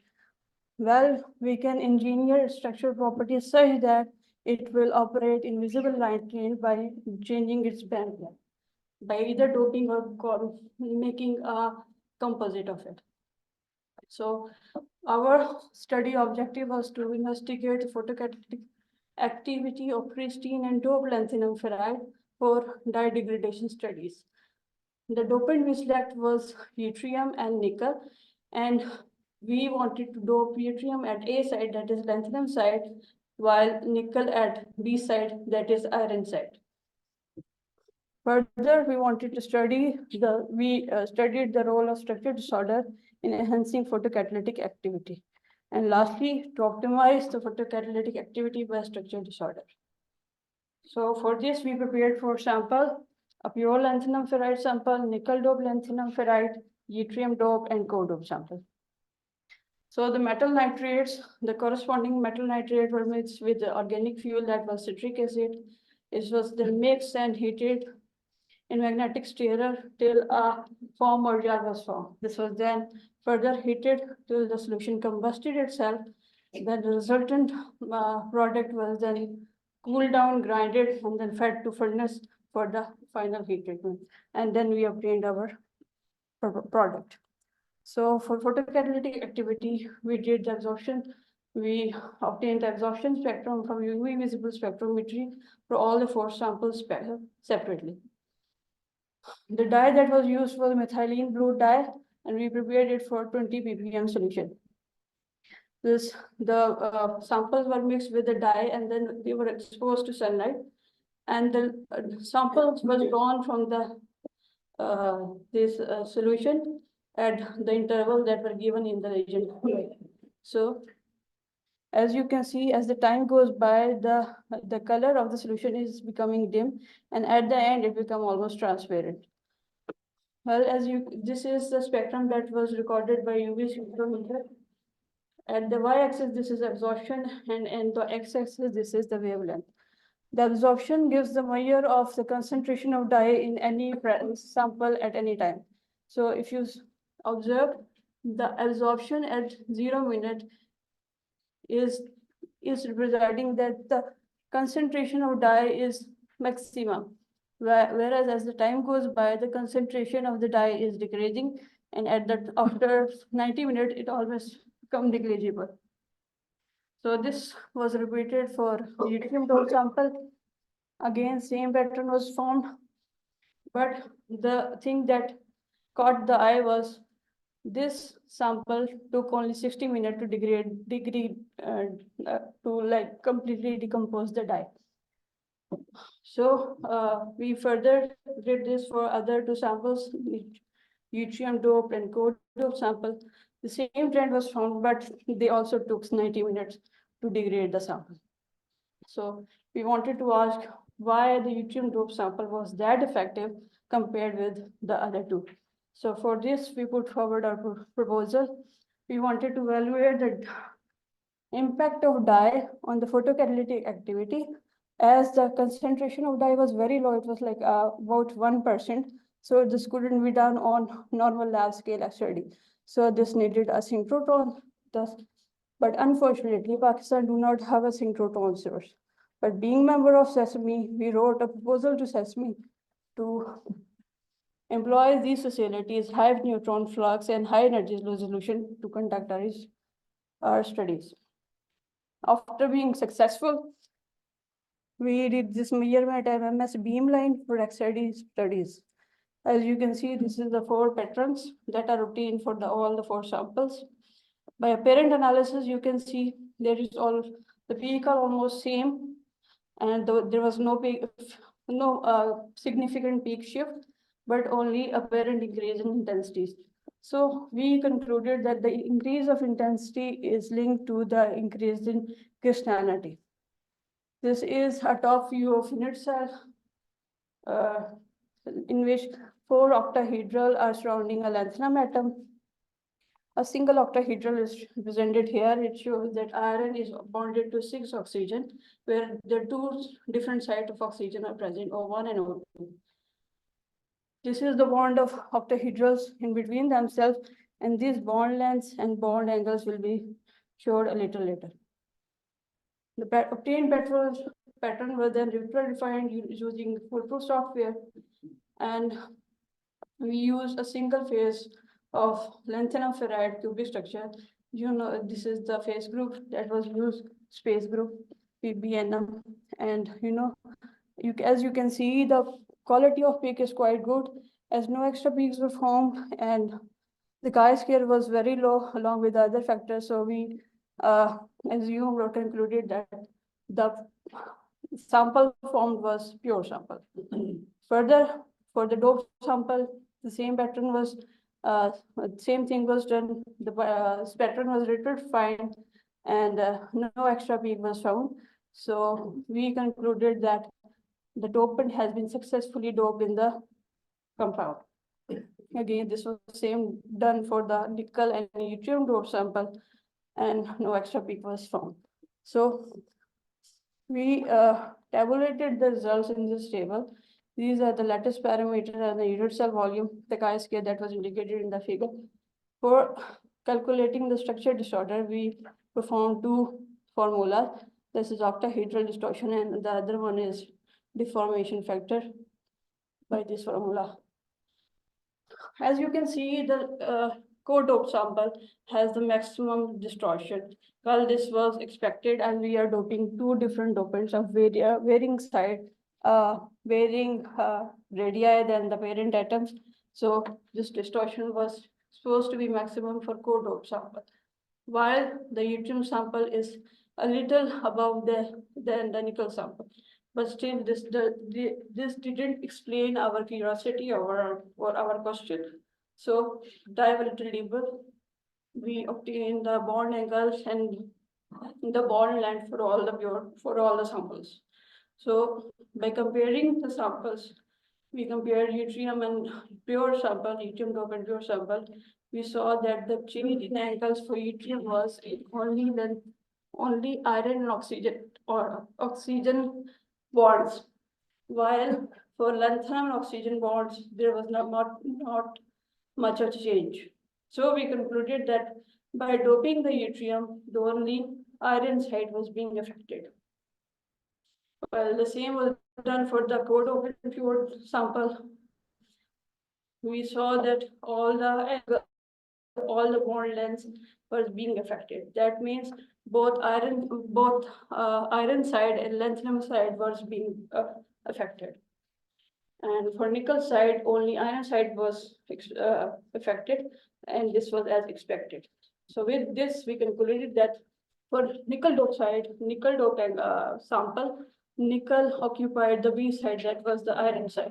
While the yttrium dope sample, yttrium also occupies the iron side instead of lanthanum side. And the co-dope sample, nickel occupies the iron side, while yttrium occupies the A side.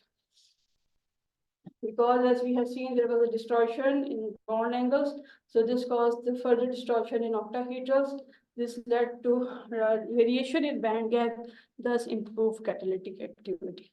And as to why yttrium was very effective, it was because of the non-stoichiometry that happened by yttrium going to the iron side. So after this, I will just briefly tell you about my current work that was done in Sesame recently. It is about barium titanate sample, which was synthesized by novel synthesis method that employ excess titanium, as this was done at very low temperature.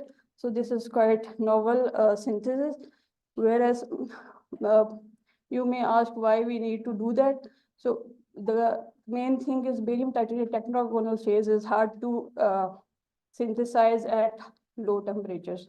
Very high temperatures are needed to do this synthesis. So we propose that we have developed a titanium seeded synthesis method in which we have grown barium titanate tetragonal phase. To check this validity of this synthesis method, we wrote a proposal to synchrotron to Sesame to check the phase stability and phase transition. And we did the sample, we did a lot of samples here, but one of the sample pattern of the sample is here. Also for this sample, I did the rate refinement. And as you can see, two phases are used to fit the data. One is the pure barium titanate P4MM. This is the space group that represents the tetragonal phase, and titania. Titania was expected to be present as we were using in excess amount. However, furthermore, as you can see, the phase fraction of barium titanate is more than 60%. So we can safely assume that our method was successful. However, this study is under progress, and further result will be published very soon. With this, I thank you all. I want to acknowledge my beam scientist, Mr. Mahmood, my fellow colleagues, Dr. Javed Akhtar, for arranging all this. And most importantly, I want to thank you, SESAME and comstech, for providing means and opportunity to conduct my study at SESAME. Thank you. So I think we're running out of time, so we've still got, but we'll go for one quick question. There is one. No, it's being written, like it's in draft form. Okay, thanks very much. Oh, one question. You have estimated lattice parameter. I think there is no big change in the type volume. When you go, there must be certain variation. No, there was a change in volume, but as you know, I have told you the concentration of the doping is very low. As you see with doping, the volume is being decreased.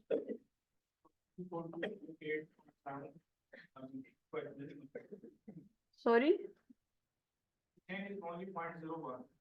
Yeah, but still it is very significant compared with the level of doping that is being done. You know, 1% doping is very small. Can you confirm that 1% has been already added? Is there any evidence? Yes, as you can see, the latest parameters are changing. Element you are doping, there is no evidence that this element has already been added. Well, sorry? It's here, right? Yeah. Yeah. So, well, if you see these graphs, this is the fitted models. Okay, this is the rate refinement fit. If there was any extra peak, it would have shown here. These are the synchrotron obtained results. So I think it would be good to have a discussion, but probably what is being suggested, and it could also be done at SESAME. Okay. You could do the elemental analysis on the XL RF beamline to demonstrate that the doping has actually taken place, and it is 1%. So that's the beauty of SESAME, that you could apply on the same sample. By having done the powdered diffraction, you could just say, well, I'm not quite sure whether I've got the doping or not. Then we just quickly check, and it takes very short time. If the beamline scientists are available and just have discussion. So thank you very much indeed. It's a good point there. So we're going to have next talk, which is again short talk by Dr. Naveed Zafar Khan.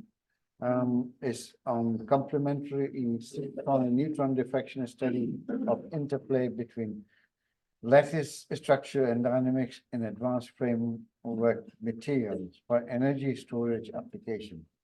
So I think we're going to stick to time. Try to finish it in 13 minutes if you can. So we have time for 1 or 2 questions. Please remind me when 3 minutes are left. Just remind me before 3 minutes. Thank you, sir.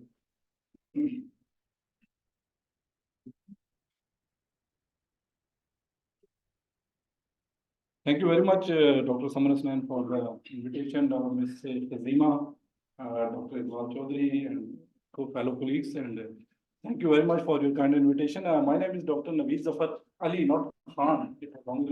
Nonetheless, I have a very broad experience of visiting various beamlines around the world, apart from doing my PhD from Max Planck Institute for Solid State Research under the supervision of Professor Martin Johnson, who is a renowned crystallographer, and Professor Dr. Robert Denibier, who was my mentor at the Max Planck Institute. Out from that, this is a brief overview where I stayed at Max Lab, Renewable, and so on and so forth. This is my research group currently at National Center for Physics, where I have a postdoc from South Africa and also fellow students and PhD students. Currently, they are working under my supervision at National Center for Physics. When you talk about the synchrotron, as most of the audience people have already elaborated, it has a unique power to probe the structure and structure dynamics at atomic scale or beyond the nanoscale. And the beauty of this thing is that you cannot only precisely tune the structural features of the material, but also you can study the dynamics. That's what is my research study is about. I will not talk about the detail due to time constraints. In 15 minutes, I will cover around 15 years of my experience with synchrotron in the different labs. So it's not possible. So I will switch this slide. I've been a contributor to the zip file data library in Pennsylvania, where I've been depositing new zip files to from the refinement of crystal structure, and I have been organizing different top software workshops, not only in Pakistan but also abroad in Malaysia. I have given some tutorials to the synchrotron and the solid state chemistry audience in different universities. And lastly, few months ago, I was in Malaysia giving talk on this particular topic, how to use the data from synchrotron and how to define the structure from synchrotron model training data, and what are the macros that are essential for refinement of the structure, apart from basic shape file and stuff like that. So this is a very detailed discussion. About 3 days I was there. And apart from that, I have been extensively visiting synchrotron lab worldwide. I've been at Bessie on postdoc from Hamburg University, where I stayed for 2 years. In Bonn, Bundesland from the also finished the federal institute of material research. I stayed with Professor Andy for a couple of days. And also I was for 3 months on Sesame Fellowship. I visited Dan Max lab with Max Jorgensen. And there I studied mostly with the software stuff, because the beam was under final stages of operations. So I studied paired distribution function fitting and stuff like that, apart from the lead refinement fitting. I was with one of the known personalities from IUCR, Anton Campbell, for 3 months in Provo, Utah, where I studied ISO distort software and how to calculate distortion modes within the refinement. And this is my mentor from PhD, and he was in Pakistan last year. He was not alone. Robert Deneville was very kind with us that he visited with his whole group to Pakistan. And Robert Deneville is a renowned crystallographer, and he remains chair of IUCR, if I'm not wrong, in particular. He visited with his own group of students, and he has delivered a series of lectures for 3 days on paired distribution function analysis and also on the rate refinement. It was a very appreciated research workshop that is being conducted in physics. The beauty of this workshop is that it is totally funded by Max Planck Society. Nothing, we didn't pay anything. That's another plus point. I was 6 months ago, I was at Enstone, Sydney, with Professor Vanessa Peterson, who is a material science beam expert at Wombat, and this is Ms. Edward Ellison. I visited Sesame in its very beginning, and I had an experience of working on the radium oxide battery material with Masood, and he was kind enough. There was certain pros and cons. I would like to highlight that. So at the time when I visited Sesame, Masood was having a problem with the sample end station. So there was no proper sample end station was not very much resolved. We cannot measure inert sample. Radium K was an issue because at that time they were measuring from 6 to 44 keV, and radium KH is around 5.3 keV. So, and when you're talking about extended region of ripples to print the data of coordination, next level coordination for your there was noise in that samples, and that was the issue that we faced at that time. But today I heard the talk of the police, where it was quite well resolved, and beam is extremely very much good in condition, and the end station was quite good. So it was quite good to see such a progress, not only in exams, but I'm looking forward to have a chat with to see how PXRD station is working, because I know that Dr. Andy is supporting that PXRD beamline a lot. So we are looking forward to see how can we do institute application studies at Sesame in the coming proposal, which is deadline is around February 29. We have conducted a series of workshops under the guidance of Professor Bay and myself, and we have conducted a series of workshops at related to synchrotron in 2015, and we have developed immediately after the workshop. We have developed Sesame users in Pakistan a group with Mars, Iran, Dr. Subay. We have developed, and we managed to have 200+ members in that special SESAME user group, so that we have the same like-minded people under one umbrella. This group is very well taken by Dr. Imran and Dr. Maz, and they have established a biological community. Unfortunately, I blame myself that photobiological community was not much developed in that direction as the biological, microbiology and stuff like that is being developed. So do you have a list of 226? Yeah, I have a Google group, and I started one email and circulated all. Can you send that list to Sesame office and me It's not really. with the email? So I'm just reminding this so that we don't forget. Yeah, yeah. So it's my we have to establish it together with my colleagues and then said. I will definitely. So these are the international schools. This is one which is totally supported by Maximum Society. Leads to refinement data and distribution function analysis. That is one of the major schools that is conducted. Because I am the alumni of the MPI, so I have the privilege to conduct workshop on Maximum funding. So Maximum is sponsored 20,000 euros for that workshop, and we do not have to pay anything. Apart from that, we have established a series of workshops and stuff like that. Good thing is if you have a data, what you will do with the data? At NCP, we have skilled manpower, we can do that data refinements in a very large scale. We have a proper software for refill refinement fitting, not only in the GUI mode, graphical user interface mode, but also in the input mode, in the macro script writing mode. So that we have the facility macro library is available with John Evans library in Durham library. We can have that access to different macro for different fittings and peer distribution function. Simon Bailey student Maxwell Turban was here in the workshop, and he has given us PDF GUI and the other one PDF suite. We have also different diamond crystallographic other softwares at our facility in NCT. These softwares. ICDD access is expired already. That is really problem. I guess comstech can play a role. It's not a big deal. If you have access to these software, it can help us to refine and fit the data while sitting at home in NCT. And so since we are trained in that. We are basically not only doing a single rod diffraction study, but we are also taking place in the neutron diffraction study that is being done on one few of the sample.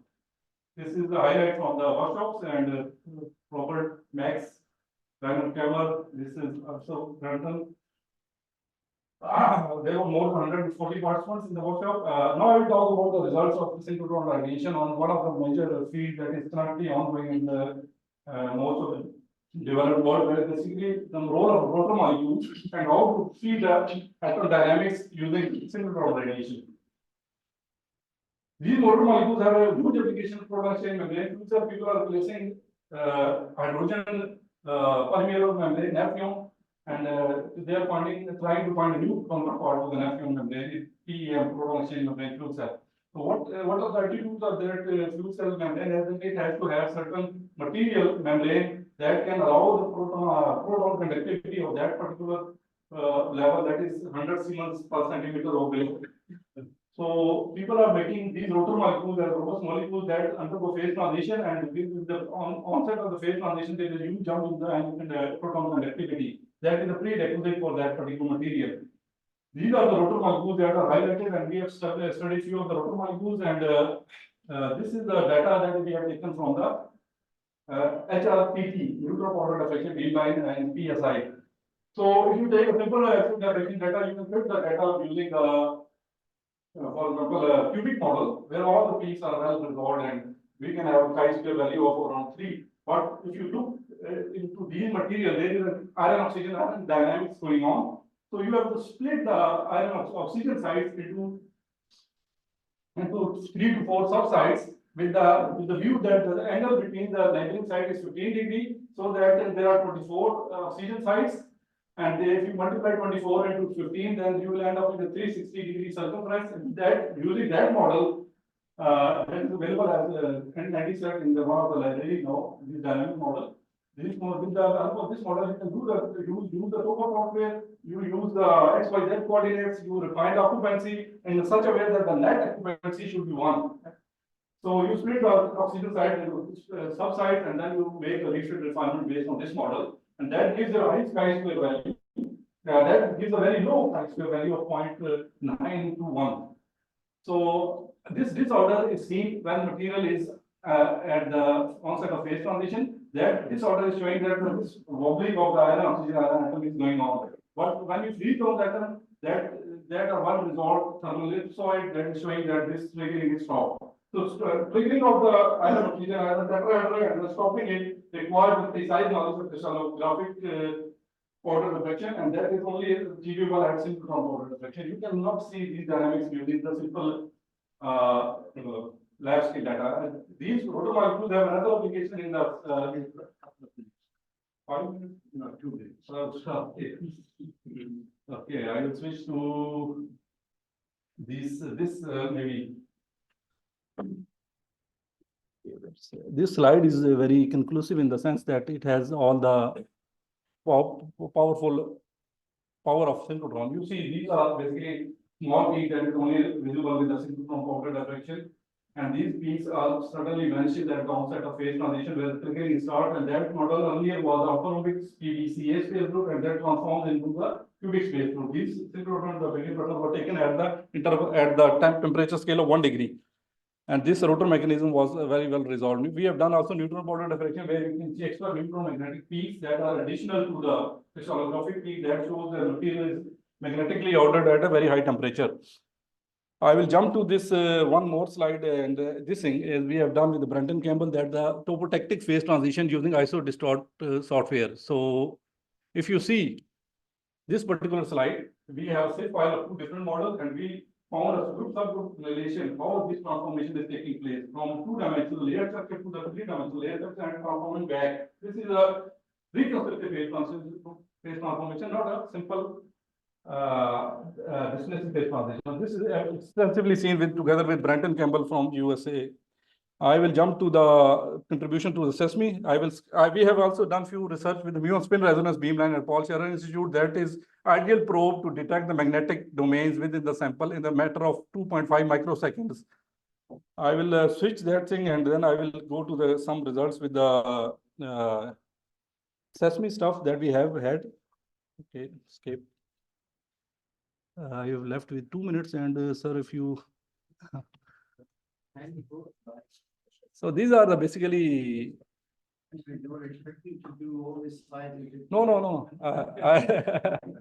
This is a vanadium KH that we have first measured the vanadium foil, and then we have found a very good match between the vanadium foil and that observed TF-50, and then we have measured the vanadium lithium vanadate material with the using SESAME beamline, and there is a good shift of 5.47 kilo-volt K absorption of vanadium 3 is matched well with agreement, good agreement with the literature, and that is been measured at that. What we are basically trying to investigate is that how lithium intercalation and de-intercalation within the material cause the shift in the vanadium oxidation state. That has to be seen in situ. I'm not aware whether this in situ measurement can be done at SESAME using XS beamline or not, because lithium intercalation and de-intercalation cause the materials to shift from vanadium +3 to +4 and change in the coordination polyhedra. We have a zip file, we fit the data, XS data using the expert from the EPOC. So, but how to exactly tune because there are 3 different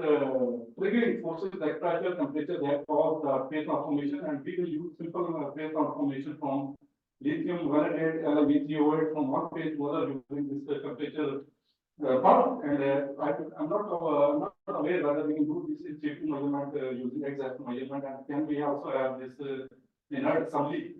So earlier it was not there at the station to measure that particular phase transformation within the material. I would like to hear from our expert also. Thank you very much, ladies and gentlemen, for your time. Thank you very much. I'm sorry that we didn't have time for 94 slides. Okay. But I think the key question, what you've just asked, is that everything is feasible. It's a partnership between the users and the SESAME community. You know how to modify the vanadium oxidation state and what you need in the sample environment, and that is something you need to help to incorporate. And that's the only way we can progress. It's not a one-way traffic, it's a partnership. SESAME is your synchrotron, just like all the member countries. And I think you need to participate to build it up. Thanks very much indeed. We'll move to the next talk, which is going to be given by Dr. Mashnoor Ahmed. He's going to talk about investigation of defects in ultra-long vanadium pentoxide for lithium storage application. So may I remind you, you have 12 minutes. You do not have time for 94 slides.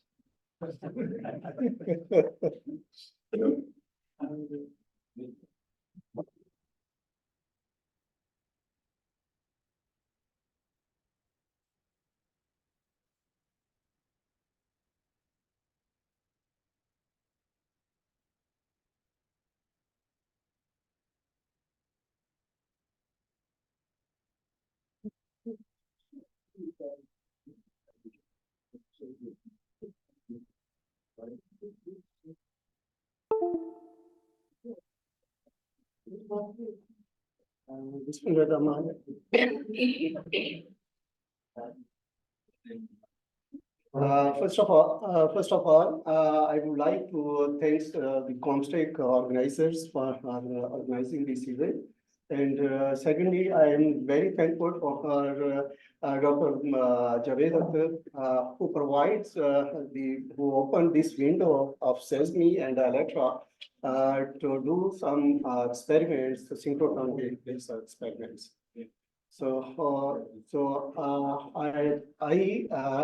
I utilized synchrotron based beams, more than 6 beams, and for using, including the SEX, MCX, Super ESCA, material science, and EXOP and SESAME. So I have published more than 7 articles in reputed international journals. So this is one of the flavors of the experiments performed at Electra using using material science methods.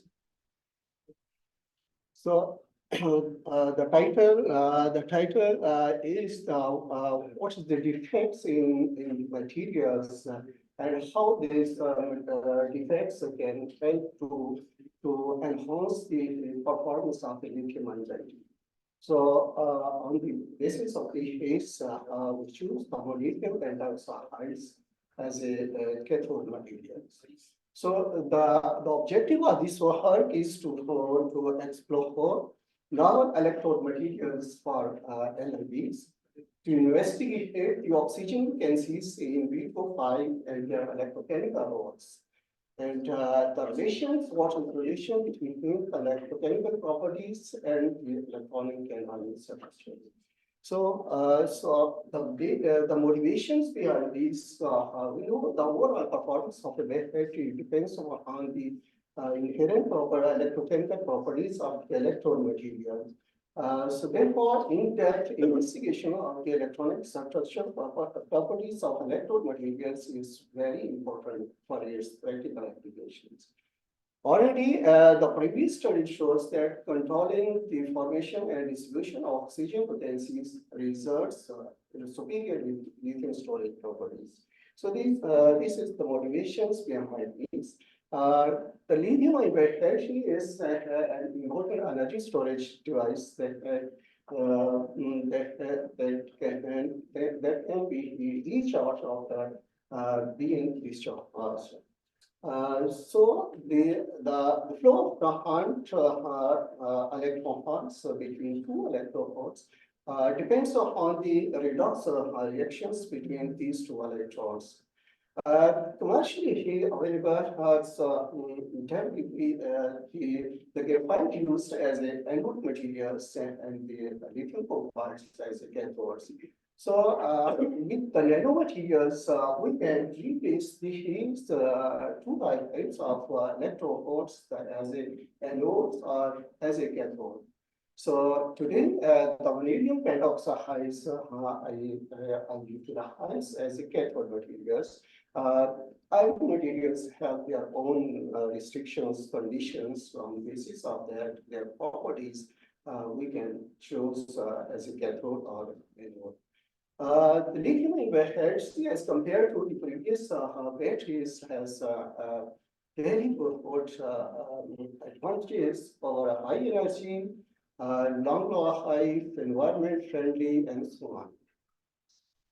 So commercially, the impact of lithium in the battery is we can observe on the from these charts that the demand of the lithium in battery is gradually increases. Why the nanomaterials-based lithium in battery is more beneficial to us as compared to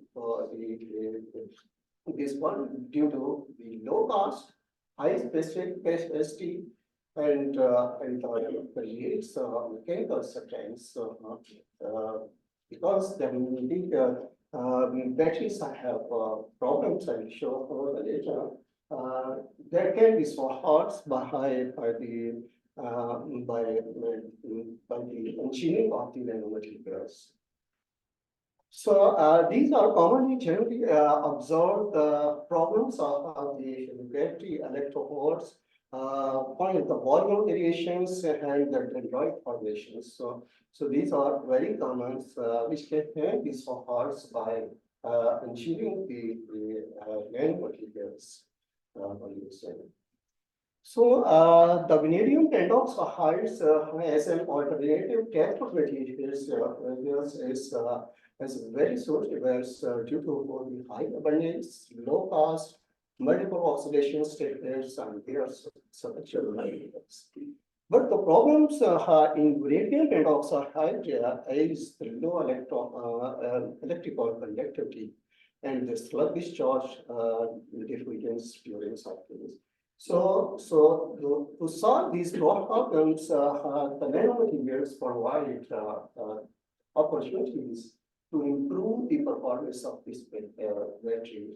So we can utilize the porous nanomaterials, moving three-dimensional structures, and by increasing intensity the nanostructures, they are very favorable for the battery.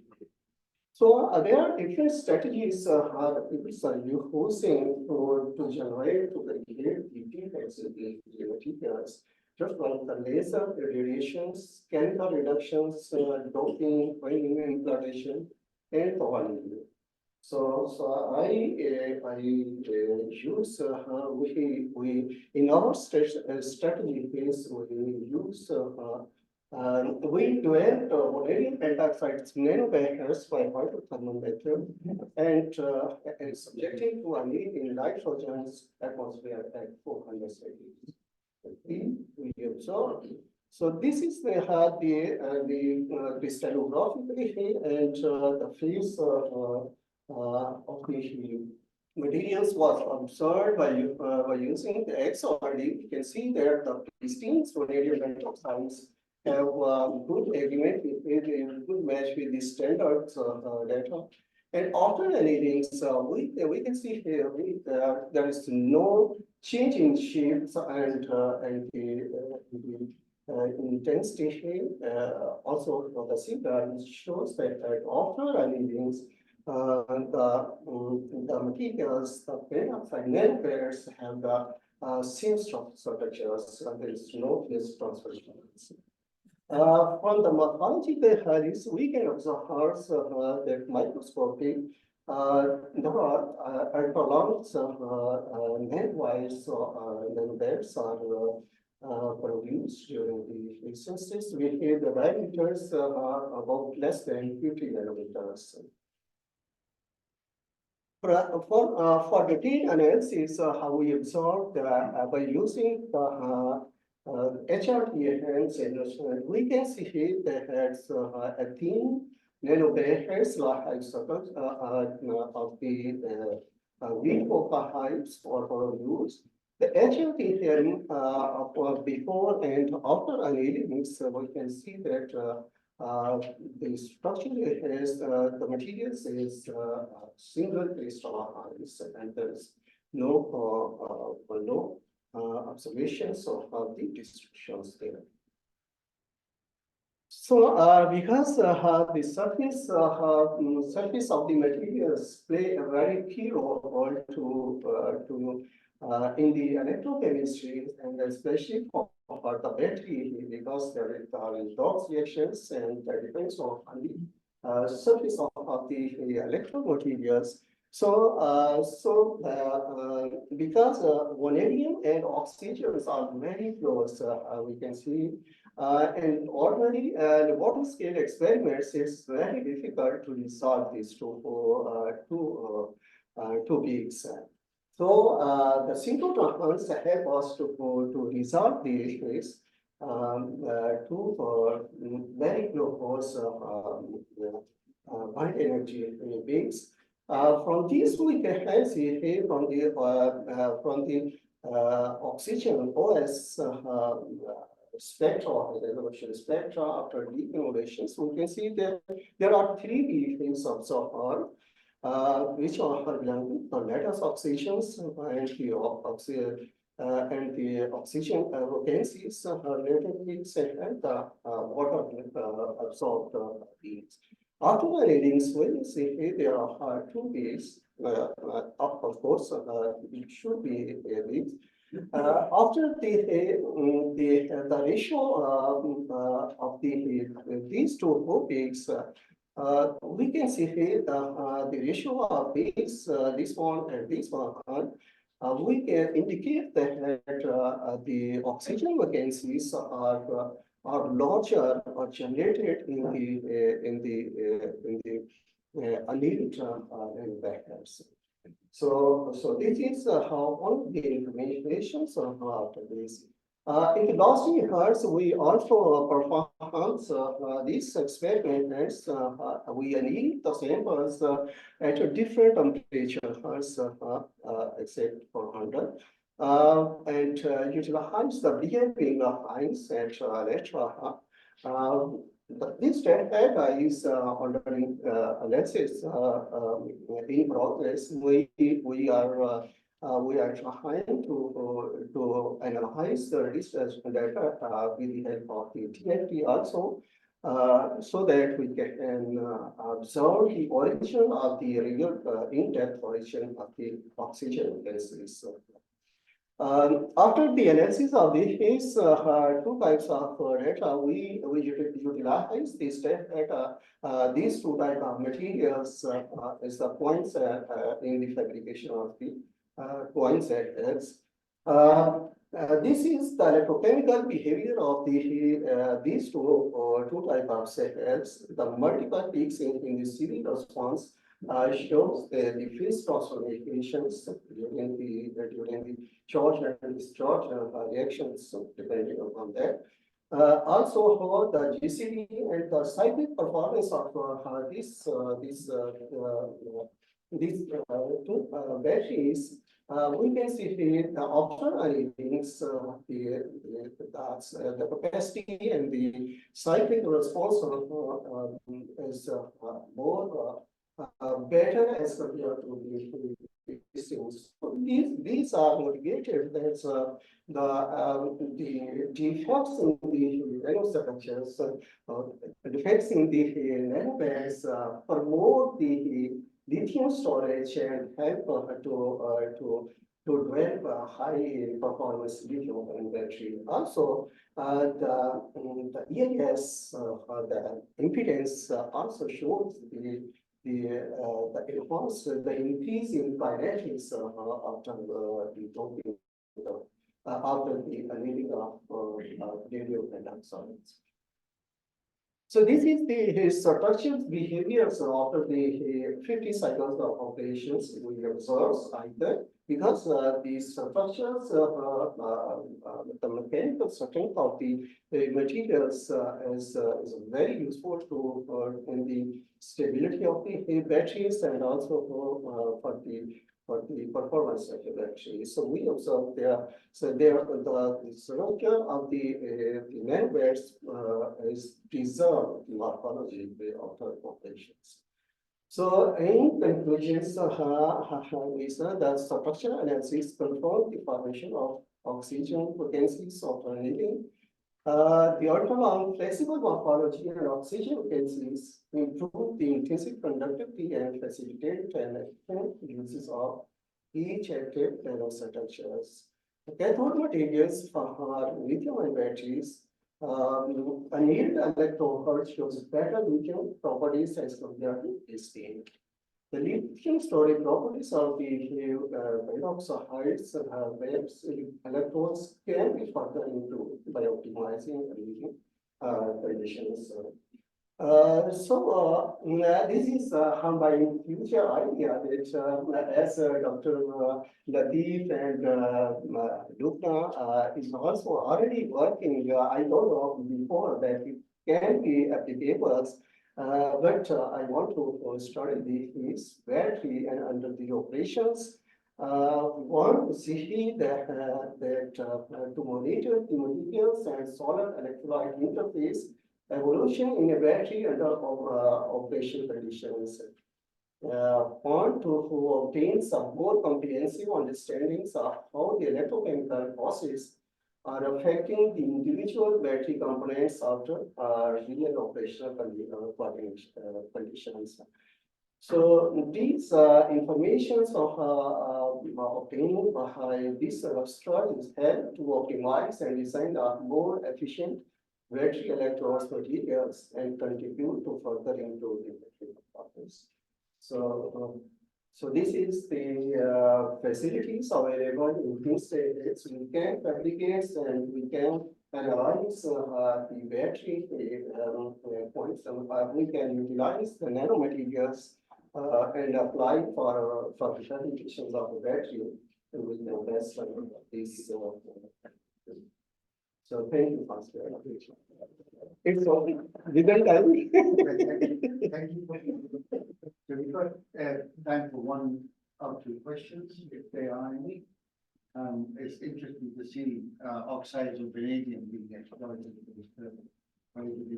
So we're going to move, stop here, take a break for lunch. But we're not going to come back at 2:15, but we're going to try coming back at 2 o'clock.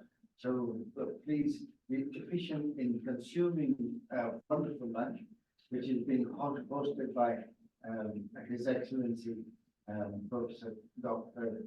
Chowdhury. So before I invite you for lunch, I would like you to join me in thanking all of the speakers and you for participation. And thank you. So 2 o'clock we are back. Thanks for coming back on time. We're going to try catching up some time because we've been running a bit late, so but hopefully we'll catch up quickly. So the next speaker is Dr. Mas Khan from FinStech. He's going to talk about probing the local structure of core shell ferrite to explore magnetic properties. So Dr. Mas Khan from FinStech. So hopefully, I see you have more than 20 slides, but please keep your track. I will try to wind up in talk.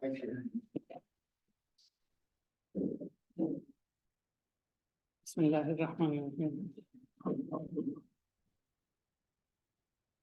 I am Dr. Mas from Pakistan Institute of Nuclear Science and Technology.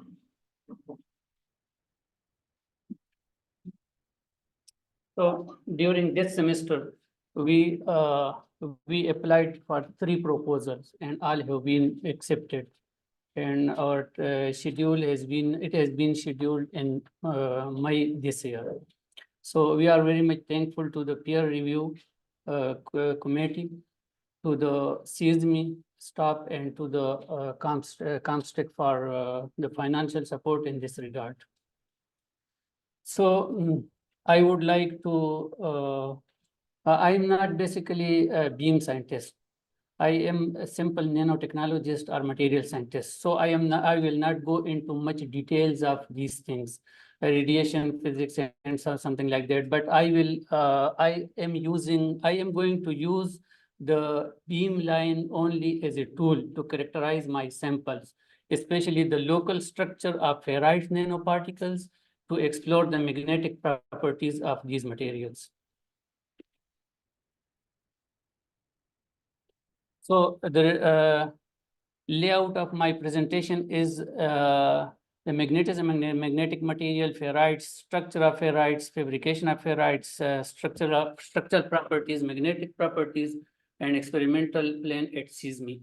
I will briefly discuss about this because I have only 1 or 2 slides on each of these topics.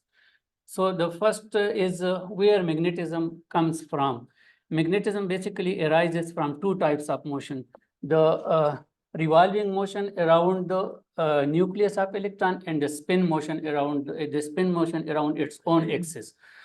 So these motion impart a magnetic moment on each electron, causing them to behave as a tiny magnets. And magnetic moment is basically the measure of the object, the measure. Sorry.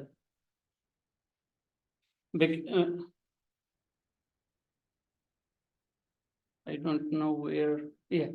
So magnetic moment is the measure of the object tendency to respond to the external magnetic field. And magnetic materials are basically the iron, cobalt, nickel, because these materials have magnetic moments and therefore they are considered as magnetic materials. Their alloys and their compounds are also categorized as magnetic materials. So these are basically different types of magnetism or magnetic materials. Diamagnetic materials that have no magnetic spins. The paramagnetic materials, the diamagnetic materials have very small response to the magnetic field. If they are placed in magnetic field, they are not attracted by the magnetic field, but rather they are repulsed by the magnetic field. The second category is the paramagnetism. The paramagnetism or paramagnetic materials are those which have very small tendency towards the magnetic field. They have random spins. When magnetic field is applied, they are aligned in the direction of the magnetic field, and small magnetization arises as a result of the external magnetic field. But without external magnetic field, their net magnetic moment is 0. So this is the ferromagnetism are the most strong magnetic materials which have a large and positive response to the magnetic field. They have spins aligned with each other. Antiferromagnetic materials are those which have opposite spins. So their net magnetization is very small, and they are less magnetic as compared to the ferro and the ferrimagnetic material, because ferri is the same, but almost only the difference is their spins.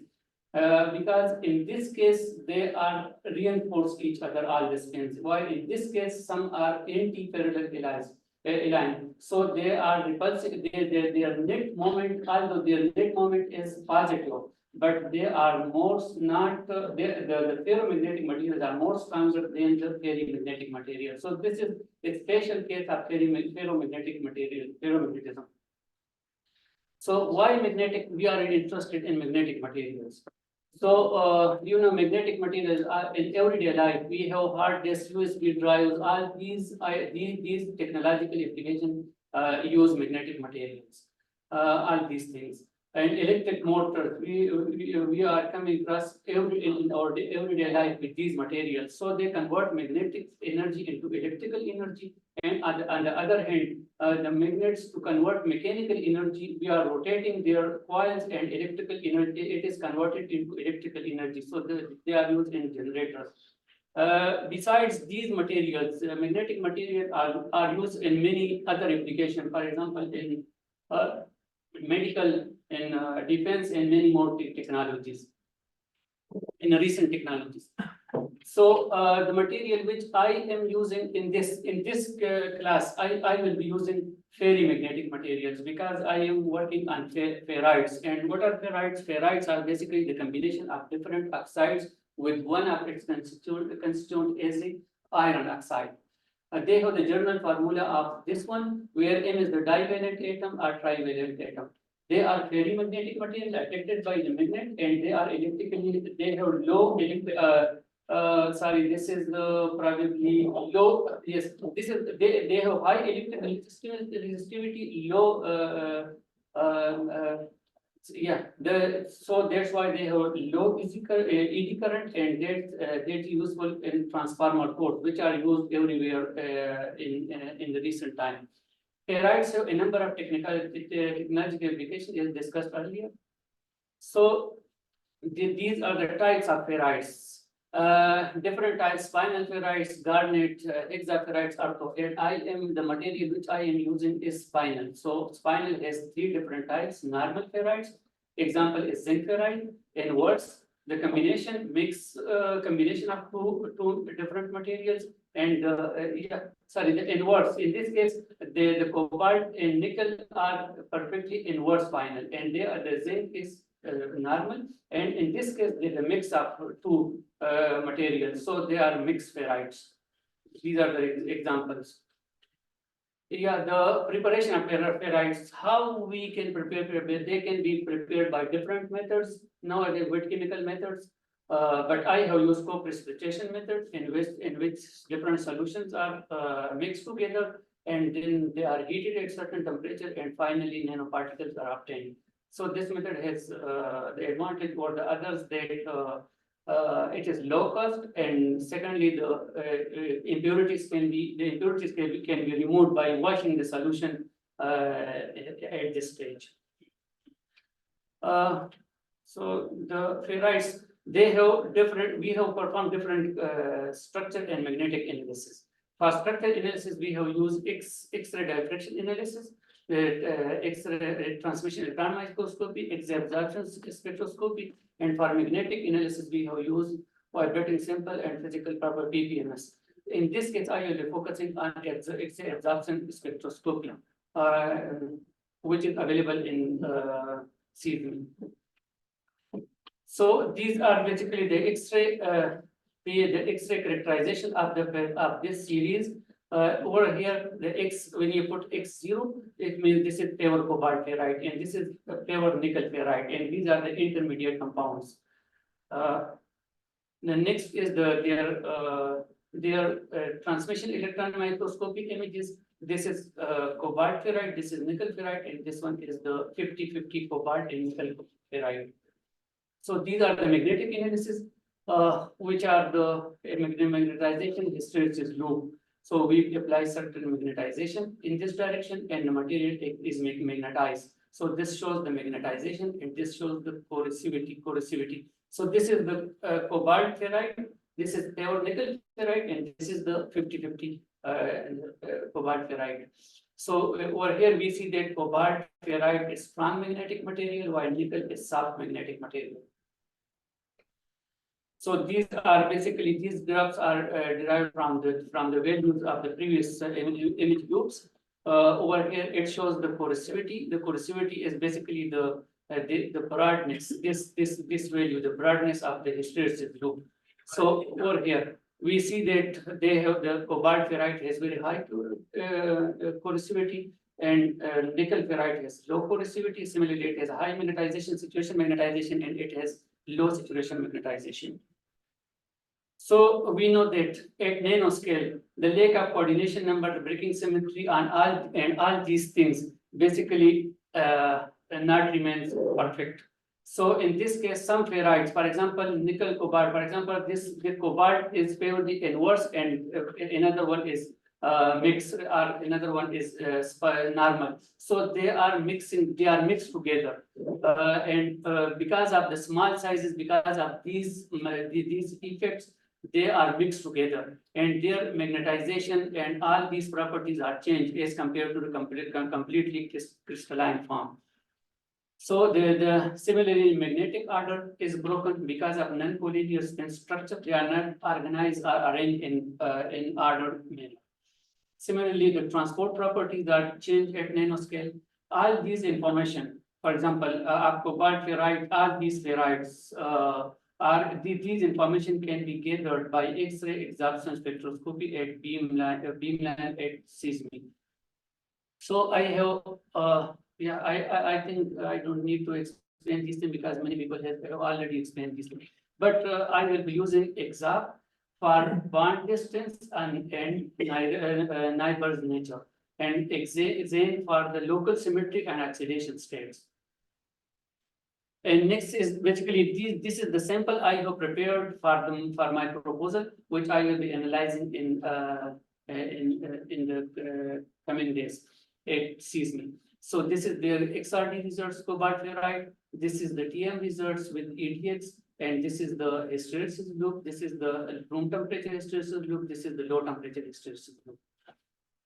So these information have already been collected, but I need further information, basically, the structural information.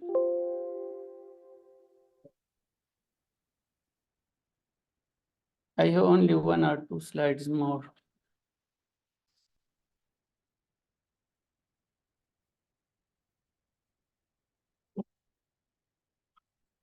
Yeah, so this is the last slide. So over here, what I have prepared 7 samples, starting from pure cobalt to 20%, 40%, and so on nickel, with increasing nickel concentration and reaching towards pure nickel ferrite. So I have prepared 7 samples, and the spectra will be recorded at room temperature as well as low temperature, which is I think about 95 Kelvin in seismic. So these KAGs for these materials will be carried out with reference oxide powder as this one in the transmission mode, and samples with suitable thicknesses will be prepared under the nanoparticle dilution in acetone and pressed in pellet form. My aim is to collect the local structural information, such as the local symmetry, neighbors niche, nearest neighbors, bond distance and oxidation state, etc. And to interpret my information, to use this information to interpret the magnetic result of these mentioned ferrites. And finally, my aim is to publish the result in good journals. Thank you. Thank you very much. Very on time as well. Thank you. Any question or something? Thank you for very good talk and good project which you summarized very well, and we look forward to the scientific results from Axos. Any comments? I just want to know whether these techniques can be used for reverse engineering, which are already established technology, to see what they have with us and improve on them. The reverse engineering approach to see what people have already done and then taking forward. Can these techniques be used? I don't know, because we are just carrying out the basic research of these materials, the basic properties of these materials. We are not going into the technological application of these materials. So maybe in the future, maybe we can replace these nanomaterials with the previous magnetic materials. For example, the materials which the technological application based on bulk material. So if we replace those with nano, their properties will be enhanced and that will be much better. So if we can carry out the reverse engineering and use these materials, that will be more advanced and technologically very important, probably. But we are not using their application. Okay, so thanks very much indeed. So we're going to move to the next talk. I think the next talk, thanks very much, is I think Dr. Lubna Tabassum is missing, I think. Is that right? Dr. Lubna Tabassum? Yeah, okay, good. So the next talk is from a structural, optical and antimicrobial characterization of green nanoparticles by Dr. Lubna Tabassum from comstech.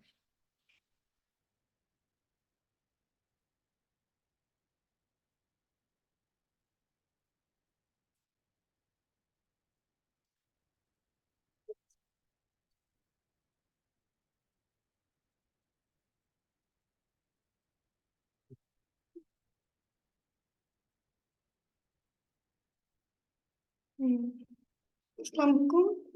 topic of my talk is structural, optical, and antimicrobial characterization of zinc oxide green nanoparticles.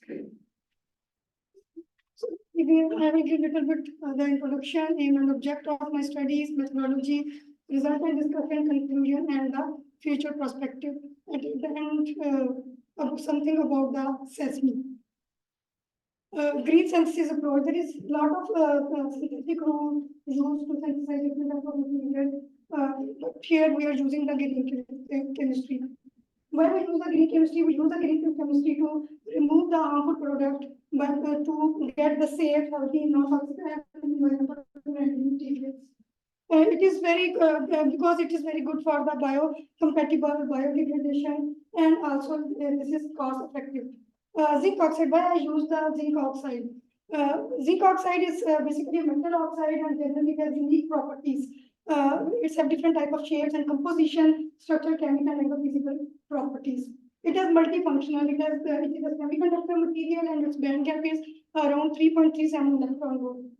Zinc oxide has two crystalline form. One is the hexagonal woodside structure and other one is the cubic zinc blende structure. Here, as you showed, the hexagonal crystal structure is more stable than the zinc blende structure. It is basically used in different medical, cosmetic, mechanical, and optical applications. Here, there is a lot of natural components used to synthesize the green materials, such as plants, fungi, algae, bacteria, and viruses. But here I am using the aloe vera plant. Why I am using the aloe vera plant? Aloe vera plant has about 420 different types. But here in Pakistan, we have used the aloe family, and it is very active and biologically active family. And why I'm using, because it has the reducing agent as well as it has the natural mineral inside it. For example, calcium, magnesium, copper, and zinc. That is naturally occurring inside that aloe vera plant. It is also used for the healing properties in some cosmetics and different type of herbals.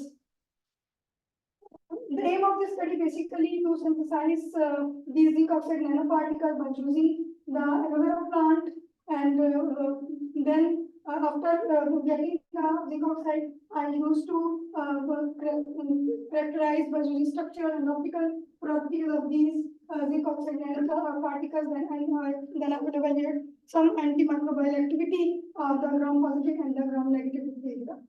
Methodology. How I get the zinc oxide by using this aloe vera plant. First of all, I used to wash this leaf of the aloe vera plant, then cut into small pieces. After cutting them, I extract the gel from the leaves, and then these extracted gel put inside the deionized water and boil for some time. After boiling, I get that extract, and then using the wetland paper, I pour that material and use the 100 ml of that extract and put small amount of zinc acetate. I get different concentration 1, 5, 7, and 9. And then I use a 60 degrees centigrade temperature and continue stir that material up till to 6 hours. And I get the gel and dry it by and calcine it at 500 degrees C in the tube furnace. After calcine that material, I get the white powder.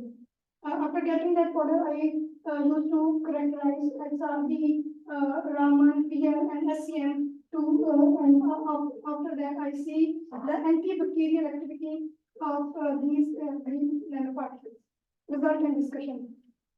This is basically the XRD spectra of the zinc oxide green nanoparticles. Here I use different concentration of zinc acetate dihydride. As you see that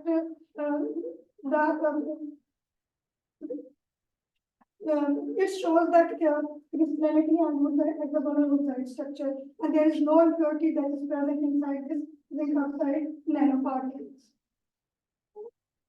I also calculate the average light size of these nanoparticles, which is decreasing as we increase the concentration of the zinc acetate dihydride. The SEM images of these as synthesized material of zinc oxide nanoparticles, as you see, as we increase the concentration, the size of the particle is increased, and it is about to 48.6 nanometers to 61 nanometers. But you also see that the morphology of my sample is also changed when we increase the concentration of zinc acetate dihydride. It's a little bit elongated and the spherical shape.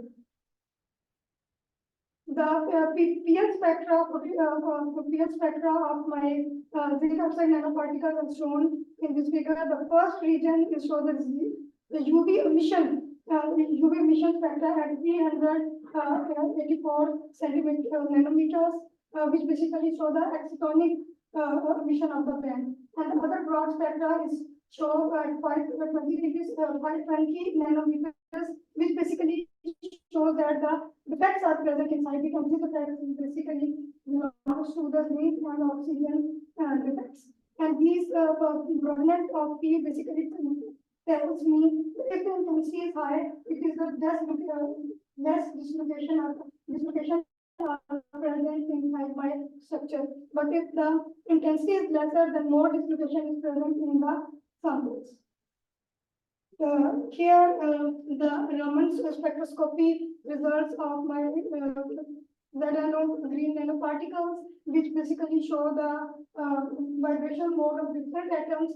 Here, A1, E1, and E2 spectral modes are present in the zinc oxide nanoparticles.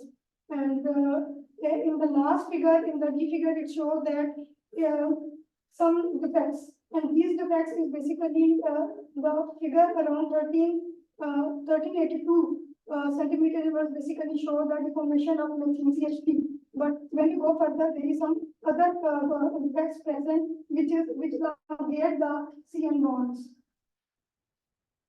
Here some antibacterial activities as shown in this figure. Basically, I use gram positive and gram negative bacteria. With increase the concentration of zinc acetate dihydrides, I get the much better efficiency of these bacteria. In future, we can use these gram positive and gram negative bacteria in the drug resistance bacteria. So, and also we use these nanoparticles to study the cancer cells and some other about the. I'm sorry, I'm not a biologist, but I would want to show in the next slide what is the future perspective of these nanoparticles. The conclusion of my talk is basically I synthesize these zinc oxide nanoparticles by using the aloe vera plants. Aloe vera has very natural properties, and it's very good if we are working on the different type of plants, for example, moringa and the other one is aloe vera plant. These basically have some bacteria which is used for different type of biological studies, and it is very good to see the different type of diseases. For example, kidney diseases and cancer diseases.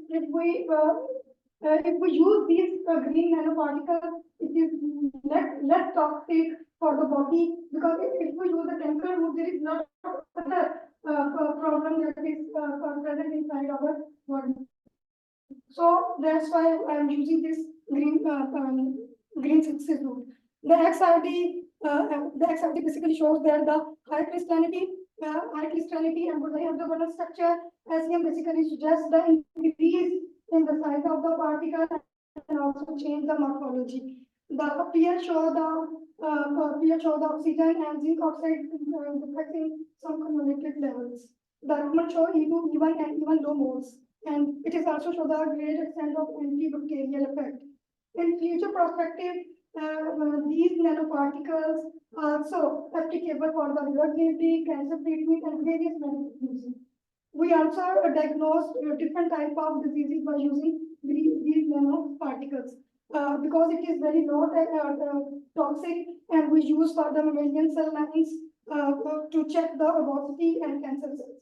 It is also multifunctional, and we use in the nanomedicines. Now I'm little bit talk about the SESAME project. I write two projects, and the one is the structural effect of the self-doubling of various catalysts in zinc oxide nanostructure by a graph that is fully funded in 2021, but unfortunately I was not listed there because due to the corona, but I have the publication which is published with some fellows in the PEEP and other fellows, which is strategy to prove the local atomic structure of luminance rare earth complex by absorption near spectroscopy and simulating by the PI-FIT approach.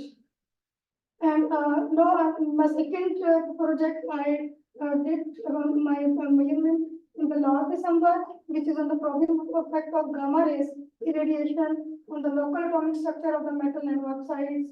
And it is partially funded, and I'm working on the data, and I'm greatly thankful to Dr. Samarsland. He gave me the opportunity to visit there and to start my work there. In future, I will,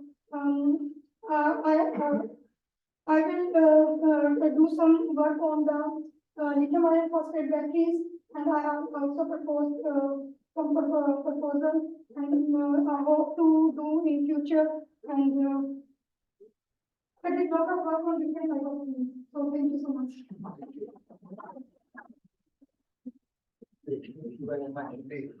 So we've got time for we look forward to receiving your proposal. Here's the question here. These are green nanoparticles are biodegradable. Have you tested? No, I'm not testing yet, but in future, What do you think? I think, I think, but I'm not sure. So it would be good to collaborate to work out whether they are by, so I suggest the two of you need to come together and work together and collaborate and see whether it is the case.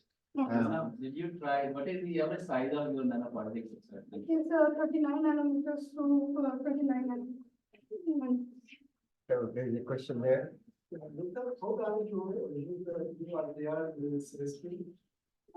Only for a few days. Yes, for the. For meantime, right? Yes, for the. Yeah. So she has had direct experience. Yes, Was it good? yes, sir, it was very good Was experience. it brilliant? Yes, it was very good because I get very good result as well in my new proposal. And I'm very happy because the people in Sicily are very good. They're very cooperative. Latif, Iqbal, Masood, and there are a lot of people. I'm going to talk with Atif. He's also a very nice person. But unfortunately, I'm not meet with Andrea. So was it more enjoyable than Yes. going to a wedding party? No, I think going to the Sesame is much better than. Going to the Sesame was much better, Yes. much more satisfying. Yeah. And here's the If question. we analyze the organic compound or some is a reducing agent in the plant extract or leaf extract of aloe vera. Yes, I'm also trying to make some other nanoparticles, but right now I have no time because I'm doing a lot of things. I'm also working on the copper oxide nanoparticle by using moringa. My question is, you have the zinc acetate solution, right? Yes. Then you put the plant extract, right? Yes. What was the chemistry behind this As I told you, aloe vera gel used as a reducing agent because Definitely, there will be some phenolic compounds or some others, they have the properties of the, you have to, my suggestion is to collaborate with the NIGI, they have the LC, SPLC, right? So you can separate, you can analyze the compound. The other thing, what's the mechanism behind this antibacterial activity of this zinc glucoside with your gram positive gram negative bacteria? So basically, I'm not a biologist, but I have collaboration with one of my colleagues, and we did all these characterizations. But this is the journal phenomenon. Because, yes, the zinc oxide, the nanoparticle, they have the reducing environment. Right? Yes. When you put in these bacteria are aerobic, they grow in the presence of oxygen, right? So when you put this zinc oxide, they will consume the oxygen of the atmosphere, right? One phenomenon is this behind, and then they not grow and die. The other phenomenon is they rupture the cell membrane of the bacteria. So this is the they actually create inhibit the cell membrane, the metabolic pathway. These two actual phenomena involved in the antibacterial activity of this I really don't know, thank you. So Thank you again, so much. so, Yeah. so again, what I suggest, a fantastic suggestion has been made. Yeah. And I would like somebody to say that they could facilitate access and collaboration with NIPG and biologists. I'm looking and waiting for somebody who could facilitate that at NIPG. Is Dr. Moss? He needs work, actually. I'm not asking you, I'm just asking somebody who could volunteer to facilitate. And Secretary her both at FJ and we got both. both places have it. So whichever is easy, NIPG has it and Professor Summer Yusuf both have it. But, and both, so you have biologist, chemist, and of course, we've got a fantastic biodegradable expert here who has volunteered to collaborate, right? Right, so please have discussion after the break, but we'll pick up in the panel discussion. We need to move on. Thanks very much indeed for a very good talk. So we have the last talk from Dr. Amjad Nisar from Princeton, who's going to talk about polyoxometallate nanocluster self-assembly behavior under high temperature and pressure. So while the microphone is being set up, I'm going to ask in the panel discussion, but I'm giving you time. We have seen a lot of talks on nanoparticles, nanoclusters, and all of those. I want a volunteer who can self-organize the whole group. The people who are here and beyond within Pakistan on nanoparticles. So I will be looking for volunteers in the panel discussion. Thanks, Dr. Chandra. First of all, I'm very thankful for people from Chelsea and from department for providing very interesting processes in technique. And now I believe SESAME is ready for cutting edge. So my work related to synchrotron is this work in electron, but maybe in future I want to work in SESAME. So my talk is related to polyoxometallate nanoclusters, and I have divided this talk in three parts. Number one, what is polyoxometallate and chemical authority, and then number one, self-assembly, how to produce this part is very important to understand what I'm doing in synchrotron to understand what's happening. Let's start with the polyoxometallate. So polyoxometallate are metal oxygen cluster elements, and these are used by some MOT and mutually combine with each other and produce some very stable cluster. And because there are a lot of clusters combined together, so this structure can be what polymers. So it's not polymers. These are metal cells. So what I want to say. So there are two basic types, one of isopolyoxometallate and heteropolyoxometallate. If there is some metal atom in the center, and then it's released an atom, and then it's heteropolyoxometallate, and by manipulating these metal ions and metal atoms, we can produce a variety of polyoxometallate having different properties and different structures. So there are some classical polyoxometallate. So their size range from 0.6 nanometer up to about 6 nanometers. So they are quite small. And these are the polyoxometallate, and these are the heteropolyoxometallate because they have atom centers. So my work is related to tagging structure, and its size is about 1 nanometer. So why polyoxometallites are very important? Polyoxometallites have a lot of high bond on the surface, and that's why they have a lot of electrons, and they provide opportunity to prepare high structure with polymer that's affected. So we can process these polyoxometallic crystals by using the technique, by assembling, by self-organization, and other things. So if we have high structure, we can have a lot of application. Photochromics, electrochromics, and energy storage, so we can prepare devices like display devices and light machine diagram, And we can also use for energy storage if we prepare some mass products like some links. So the notes are very much depending on us how we use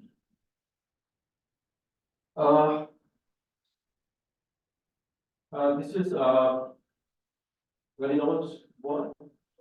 What we do here, which is the chemical policy method, and we modify something by using long descriptions of active molecules, and then we assemble them into disk-like structures, and then we can also produce polyphenologies and even tubes. So interestingly, these all structures are reversible. We can move from one structure, one solid structure to other solid structure. And it's a proposed mechanism, and we call this a very sustained surface. And we thought there are three organic molecules on the surface. So in these summaries, one person has two ligand molecules on one side and one on the other side, but the ligand has opposite configuration, 1 and then 2. So in this way, there are 2, 1, 2, 1, 2 configuration. Similarly, we have this configuration at this side and to produce straight disk-like summaries. But in cone structures, they have one ligand molecule at one side and ones at the other side. In all cluster, and it produces curves and produce cones. These mechanisms are complete description, but is proposed. Because these cubes of these produced from cone structures, so we thought that because here in this one, because ligand molecule are integrated with each other, and there are 1 to 1 at one side and 2 to ligand molecule on the side. And the product has straight that ligand like this, and the roll is produce tube lines. So I have to take this slide to just show you what these summaries look like in real sense, what they look like. So these are the summaries. You can see very good is, and these are the cones, very good cones, and we can control the size from 1 micrometer up to 10 micrometers. So these are the images because these are very thin. In transmolecular microscope, we cannot see their layer morphology. And but the bandwidth, so we can see this composed of all layers. It's composed of layer morphology. This is the cone everywhere, like inside, the edge, and the tip. It's all composed of the polygonal building blocks, which have self-organized very good layers that they produce very big sums. In our experimentation, I didn't put much details here. The cone assemblies produced from the disk by conjective reorganization or successive reorganization of the building block. And I think it's a reorganization of the ligand molecules of the cluster, and it promotes and produces cone structures. Like these images of this one by microscopy technique by the implementation after. So these are the cones. So now you have see we have produced 3 different structures. This from the tube from the same unit. So we can claim it. Now we come to this point. Why assemblies are important and why produce assemblies? Well, we have building blocks. So actually, if we have assemblies provide us opportunity to modify these cones with the magnetite other particles so that we can combine different properties at one point, at one center, and we can produce some good some new materials having very good new properties. So here we have modified cones, we have integrated magnetite and particle cones, and you can see magnetite and particle different cone surfaces, and we can use these cones for some catalytic applications. So because the cones are have magnetite nanoparticles that we on their surface, so we can manipulate cones by using outside magnetic manipulator. So here you can see cones stack each other, And we want can move to every vantage point. So after doing these catalytic actions, we can separate the video image. So we can do perform reaction by using desulfurization, by ketonization, by oxidation. It's very actually this surface is very difficult because this sulfur is situated inside to hydrophobic benzene ring, and if we want to select this one, we should have some special care. So this code provides this type of environment. We will having very controlled and tuned chemistry. So now it comes to what I did in the lab. Actually, my aim was to understand cell assembly, how the molecules are organized and how they act each other.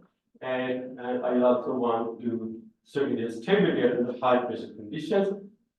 So if we go for some application, which have a lot of pressure inside that vacuum system, we can apply these codes. So for in lab, we use small angle X-ray scattering beamline, and we use diamond angle cell. And thankfully, guy which may be done during the daytime. And by using this diamond, we essentially pressure up to 6 GPa. We use silicon as a pressure transmitting material and copper as a reference material to calculate the pressure what we have left our material. We collected data from 0.6 to 17 per nanometer stacking vector, and we use range from 0.8 to 24. So we are working in small angles. So the wavelength we applied about 0.77 angstrom. So this is the energy we get only synchrotron light. We cannot have this sort of energy in the laboratory. We'll laboratory here. So when we apply different pressure on the disassemblies, we found this type of data. So this is the first order, second and third order independent peaks. So actually these peaks, this is not found to these layers. So it tells how much space is between the layers. Okay.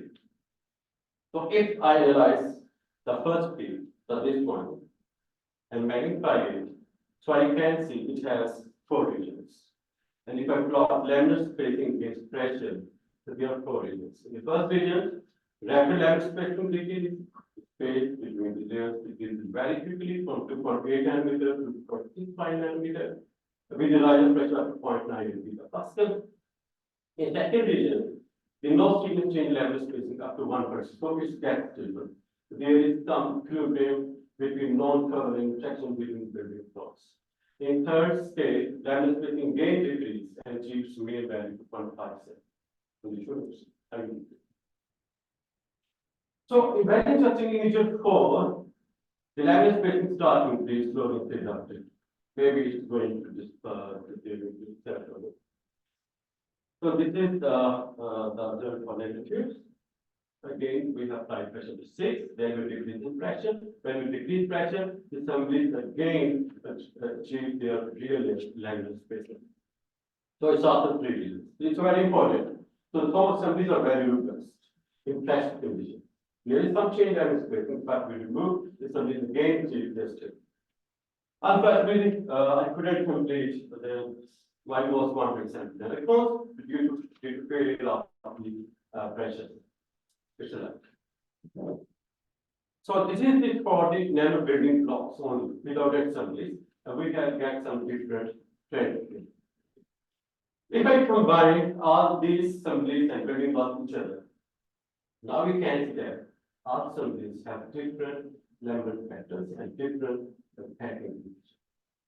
So pressure dependent smaller stepping movement will be that each assembly shape has its own technical self-organized arrangement to produce particular structures. A different local attraction plugin, they have different local attraction plugin in assemblies. And polymers are robust and stable and preserve the technical structure, which is good for the application point. At this point, let's start with the condition. I use some type which can perform critical calculation with this big molecule and have some explanation of it. So we can have good computation and confusion. Okay, I like to acknowledge being scientific from the sex, being like from the basic, so I think which you to go to that. And declare letter and ICTP provided for family review. Thank you. Thank you. We look forward to seeing you sometime in Sesame. So any questions or comments? If they are not, so may I thank you very much and move to the final talk. From Professor Dr. Aslam Bey. It gives me a great pleasure to introduce Professor Aslam Bey. He's the most renowned physicist of the country, has received many recognition, has played a key role in the advancement of science and has remained active well beyond his retirement age on the front bench of science, and has done a very successful laboratory at the Qaeda University for many years, and then at NCP. He was the inaugural science director of SESAME when many of the decisions and concepts and for beamlines and science program was made. So, and we are stand, as we say, we always stand on the shoulders of the giants, and SESAME definitely stands on the shoulder, scientific shoulder of Aslam Bey. It was the time when many of the people within the region, many of the scientists from within the region didn't believe that SESAME would be realized. They thought, like SRS Dansbury, that it was an Alice in Wonderland dream rather than the real world. So it's a great pleasure to welcome you in the presence of the current science director, who has changed the face of SESAME by making realize many of the early thoughts and early experiments, early dreams come true. So, Aslam Bey. Thank you so much. Thank you very much. Indeed, it's a great pleasure to be here, and particularly listening to young generation. I think they are doing a wonderful job. I started my career with the synchrotron radiation on his footsteps, Dr. Samar. He is my supervisor, not supervisor, because he was my teacher, then my MSc supervisor, and we are having a very good relationship since 1972. So this is a very long association. I'm thankful to you. He taught us how to spend time in a laboratory. In those days, Karachi University, we used to leave laboratory at 9:30. That was the last bus. Imagine, and that is the thing I learned from him, and I inculcate that thing to my students. While I came back from Germany after spending 12 years, I think that's a wonderful journey. I want to show you what is a synchrotron. This is the first synchrotron radiation facility built in Germany, and it was built by Professor Wolfgang Paul, who got Nobel Prize later on trapping. And this is the machine with which I work. It is so friendly. You don't need to put any to stop the beam or to break the vacuum. We can use differential concrete, and we studied the entire periodic absorption spectroscopy of elements. And that's why I got so much interested that from absorption, what you learn, you can do absorption from simple light sources, but synchrotron has a beautiful, very clean continuum source from IR up to UV or X-ray, and that's beautiful light source. And I spent for 10 years playing with the machine, and then we built another machine, it's a 2.5 GeV in Bonn University. And nowadays we are building a synchrotron radiation facility combining a lot of countries. Here is a university only. First they built 500 MeV and then 2.5, and then we built a 7.8 structure ring. By the students, only a couple of researchers and the rest all the students. We gave our students training first on how to mend how to repair vacuum pumps, and then how to put the lead rods. So just to give you some reminder, so this is the beginning of our journey, and this was groundbreaking ceremony in Sesame. And just the time when I was very young, you can see the people who are actually started this facility. Summer is here, and this is a guy who actually gets forced. This is the guy. I think there's no better. This is a guy gets forced to actually work very hard to get donation from Bessie, and then Bessie machine was brought to Jordan, and at the time you can see with all young people there, and I think that was a wonderful time. These are people who actually thought about it and then brought this dream into reality. Let me tell you one thing. It is a perfect example of science diplomacy. We could have built this machine within 3 years. I mean, just taking Bessie and building the machine. But no, this was not the idea. Idea was to bring scientists from the community, from the countries like from Israel, Jordan, Palestine, Iran, Iraq, and we tried Saudi Arabia. We went to so many countries. So that when scientists they come together, they discuss their issue, and ultimately you try to begin your friendship. And this is the motto of this facility. It took almost 15 years to complete. The reason is we kept it simmering so that we can involve more and more people. And the reason was money was also not there. So we have to arrange some money from different things. Look at this one. 2004, young people standing, sitting, some of us saying, I'm sorry, where is the battery? I can't actually. There is no, it's a battery only here.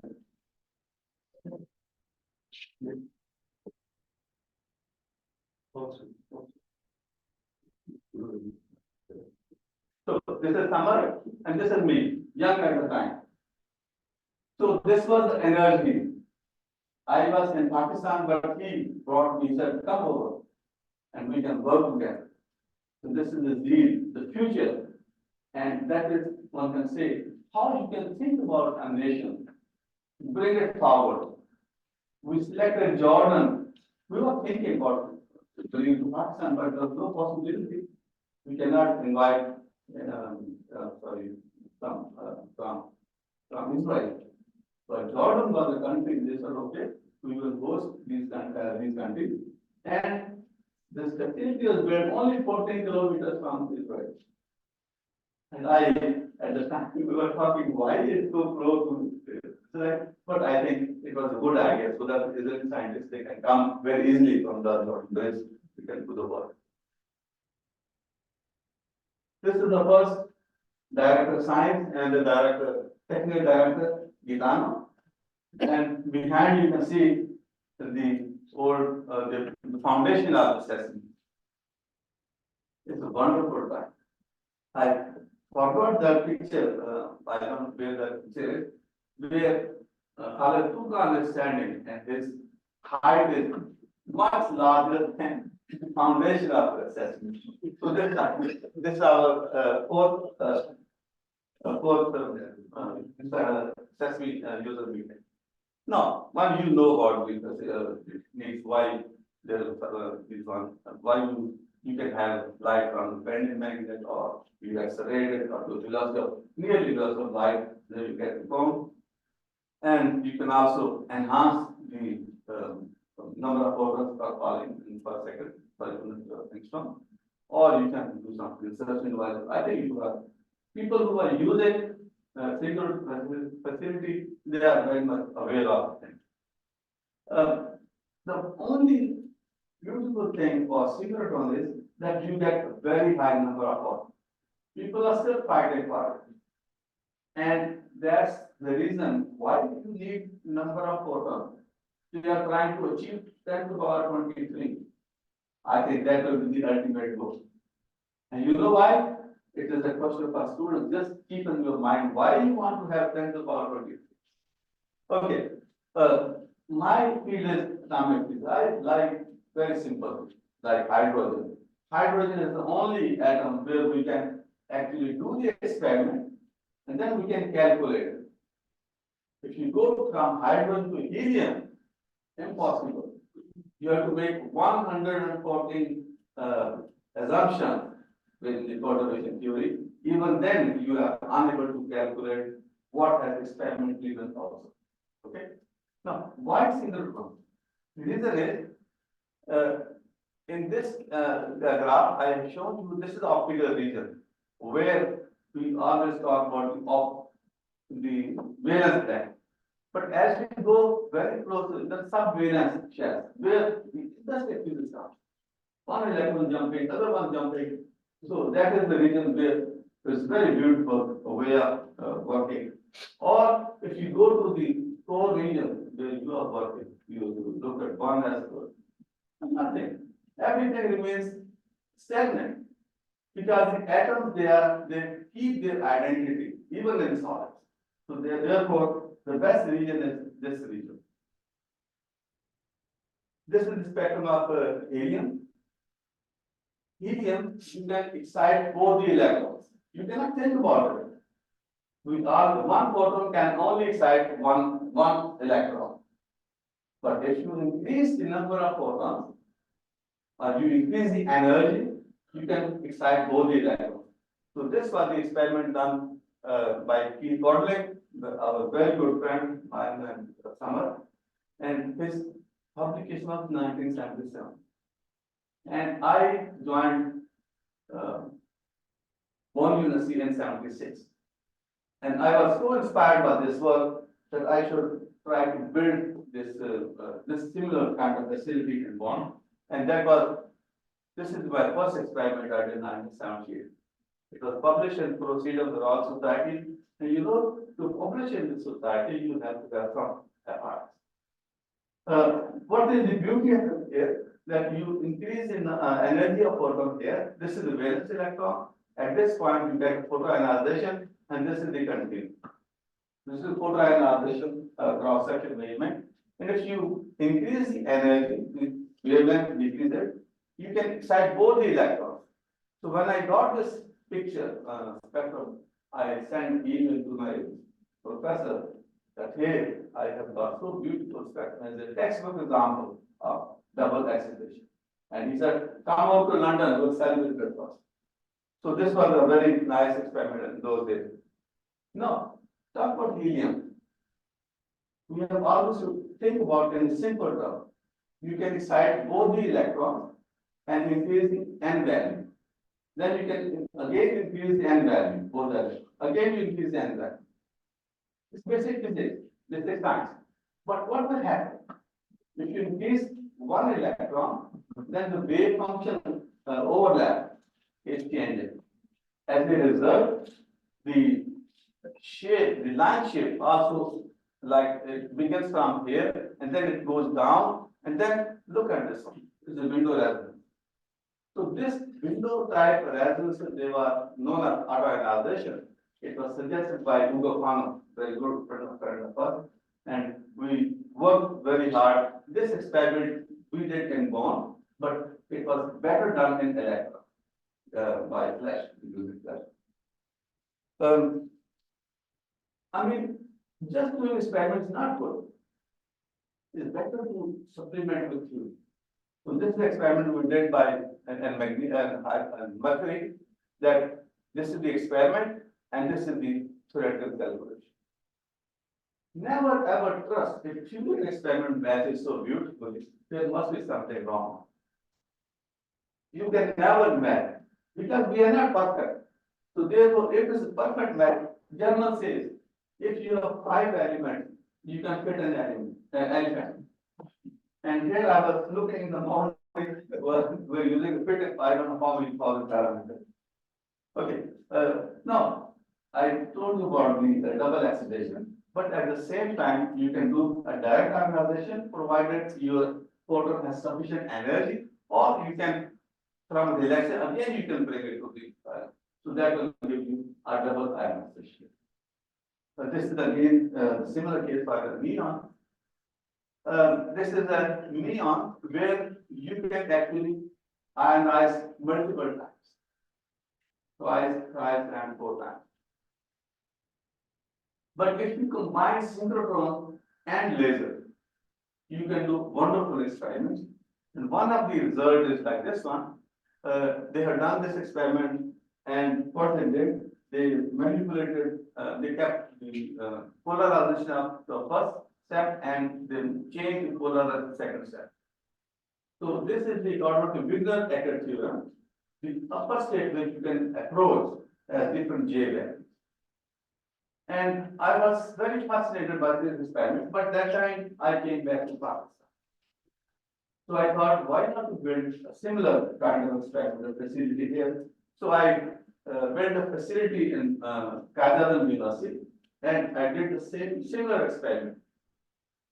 There was a controversy in those days that what is the origin of this thing, the bronze hump here. So I played with the polarization of the light. I kept the polar parallel, so that the J value of this rod was allowed. This we can observe it. As soon as I change the polarization, this one, this disappears.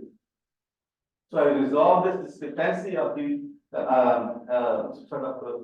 the identification of this X6 piece here. Clearly, that's not safe. It has a J is equal to 0 value. Then we measured a lot of photoenergy of section because I didn't have synchrotron there, so I complement these results. I did all the experiment with laser, with multiphoton laser, and these are the cross sections from different L values of the helium. And there was some Chinese who did the theoretical work, and you can just look at that. Perfect matching that. So I wrote to Chinese too. It is not possible that my experiment and your theory is so perfect in agreement. He said, well, I believe on you that you have done experiment very, very carefully, and that was the case. This is another very interesting phenomenon known as a Cooper minimum. So that Cooper minimum arises when you have a 1/2 and J 3/2, the wave function is a crossover. As a result, you get a bump here. So this was the cross-section measurement. And you can do this work with the synchrotron beautifully, but I did it with the laser. So this is the actual why this is important. I will just skip that one. So you can do photoelectron spectroscopy with the synchrotron beautifully, or you can get 3/2 and 3/2, or you can get the photoelectron from this except you have already learned. I don't know this nanos. This is important. If you increase the number of photons, you can ionize the atom like here. It's singly ionized Zena, doubly ionized 3 times, 4 times this one. This was a very fascinating experiment done in Berlin. And I thought, why not to do the same experiment? Because they built this time of flight mass spectrometer. Time of flight mass spectrometer is banned by Pakistan. So I thought we should try to build within our own resources. So I designed it, I fabricated, I built it, and I got some of this photon. So this is the basic idea that with a laser, you can shine a laser, you produce some ions, and then you let it travel for a field to the region, and you detect the ion. What is the use of this one? You can use the acid of abundance, or you can do the analysis of the material like I did this in the cigarette and the tobacco. And this will be the future of Sesame as well. I'm ready to build one for Sesame beamline as end station. We can build time of flight mass spectrometer. People can print this sample, and we can get that quantitative analysis. It's a beautiful setup, and I built very, very simple, but it's functioning very nicely. So we use this setup to show you when there is a pure gold, it's only 20%, that is 22 karat, the mistake copper and silver, And then they make the different consultation, we can easily find what is in fact the composition of each and every element. So this is a very nice way of building a simple set of apparatus, kind of like master tool. This is based on laser, but it can be connected to C. I think that's my last step. Thank you very much. Thank you very much indeed, Ashton. A great introduction to the starting phase of Sesame. Showing also the enthusiasm for physics, and remaining and motivating people to build your own equipment if you can. Whatever additional equipment you need could be accommodated on Sesame for your instrument. Make sure that the discussion between the beamline scientists and you take place. There is nothing which is not feasible to do at Sesame, because it provides a sync from source all the way from far infrared to hard X-rays. It has already 5 beamlines, more beamlines can be built. It's a question of what you can bring in partnership with Sesame. I would like to thank Aslam Bey for a fantastic. So I think we are in the final phase, and may I invite His Excellency Professor Chowdhury to start the panel discussion.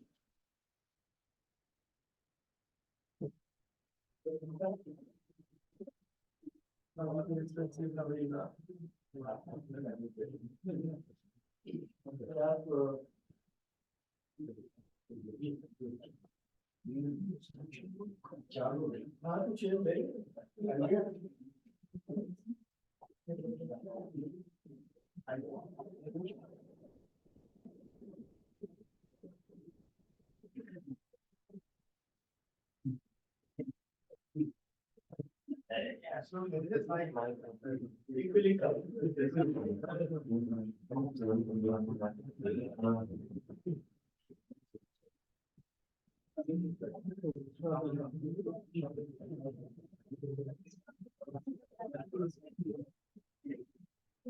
I think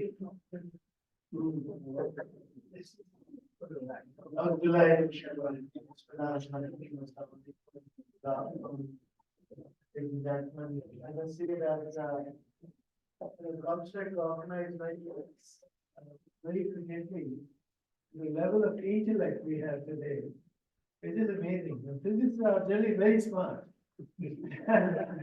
But then they do have really interaction with many other disciplines, and the level of intellect, the level of applications, utility, and it certainly is absolutely phenomenal. And we're absolutely delighted to have you all with us in this first ever users meeting in Pakistan. Excellency, the ambassador of Jordan, the host country of Sesame, is here with us. He spent almost the entire 2 days with us, and this is actually shows his commitment.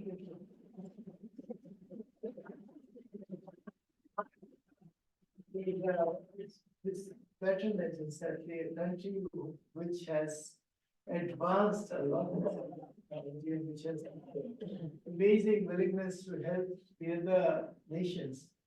Jordan is an example for other Western states.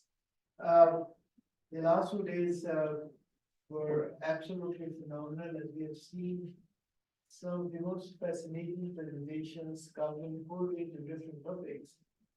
And equally important today, as we have seen young people presenting their experiences with synchrotron and Sesame. What we would like to see next year, inshallah, in the next second users meeting in Pakistan, and in between we will have 3 more. In other regions of the Muslim world, more people. Perhaps we will have an auditorium full of users, inshallah. Yes, I would like to request our mentor, Professor Dr. Salman Hassan, to drive the discussion. Thanks very much indeed. I think I've enjoyed the last 2 days, and I hope you have enjoyed as much as I have. Understand well, because I need to home in on various people from time to time. So let me just begin by saying a lot of new ideas have come. We've heard a lot of very good science. We have also seen enthusiasm for building new beam lines. So I'm going to take things in few pointers, and I would like to invite you for discussion. So first of all, anybody who wants to raise a point which a panel should address. And this is not the moment to be shy. This is the moment to demand. This is the moment to make the change. This is the moment to think out of the box. Do not think that there is any constraint, whether financial, resources, mentally or intellectually, all is limitless. So you're now thinking about what we call the blue sky research, blue sky dreams, which has no constraints, no boundaries. But what we are looking for is how we can use and capitalize on Sesame. So, Maksud, you had a question. My point is just to arrange financing the travel to the Sesame site for those who are successful in their proposals. So I think if I can speak on your behalf, we can think of blue skies. His Excellency has given us unlimited travel ground, which could be supplemented by Pakistan Academy of Sciences. We are fortunate to have Professor Aslam Bey, and we were fortunate to have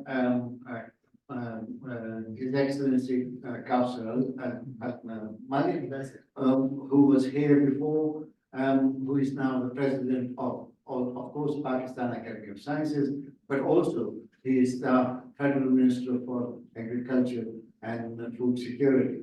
So, given Pakistan Academy of Sciences, comstech, and other resources, we can assure you, if you have good proposals which are approved by Sesame, then the travel will not be a problem. Internally, you need to organize yourself to make sure that there is no NOC limitations which prevent people after approval to go to the country. So that I leave it to the local leaders, and I'm looking at you as well, and I'm looking at Professor Bhatt as well. Please use your influence to all the institutions to give an NOC as quickly as possible. Energy is a fantastic institute, but that culture should be taken away to move to every other part of the Sesame family. Same applies to whatever the culture of FinStech should be translated to the whole of Sesame family, so that they have access to the estate of the Pacific. Any other questions or points over there? This is one organization with a Sesame could arrange some application setup for it, because these 5 big lines are well defined and are okay there. But if they can manage to do some application,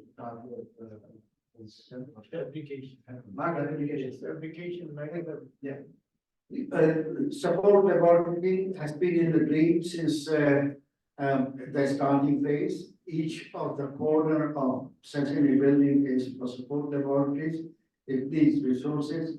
It needs resources coming from the member countries and from the user groups. Those support laboratories are present.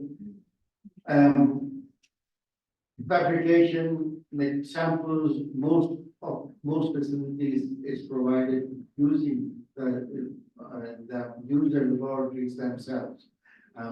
If you want to have something local, then please come forward and try to work together with Sesame how to raise funds, both nationally, internationally, and through Sesame.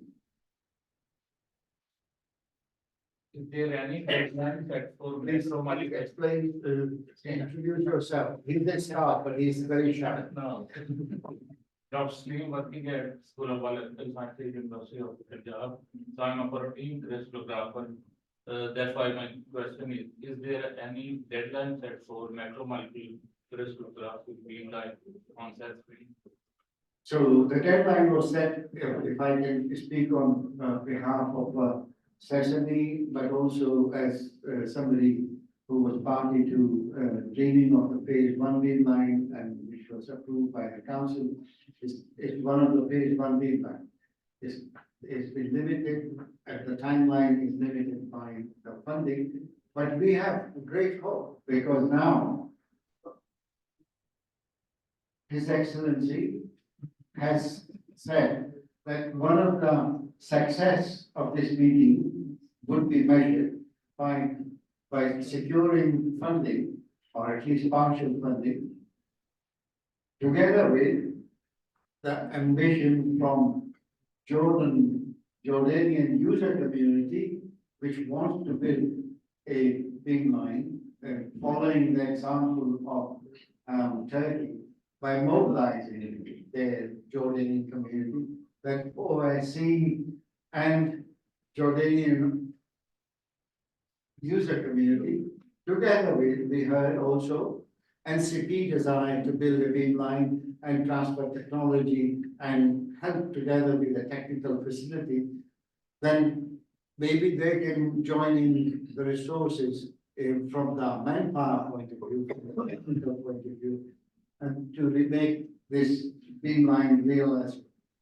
As I said yesterday, when the diamond was built following SRS was still operating, then the first phase beam line, the 7 beam lines were macromolecular crystallography.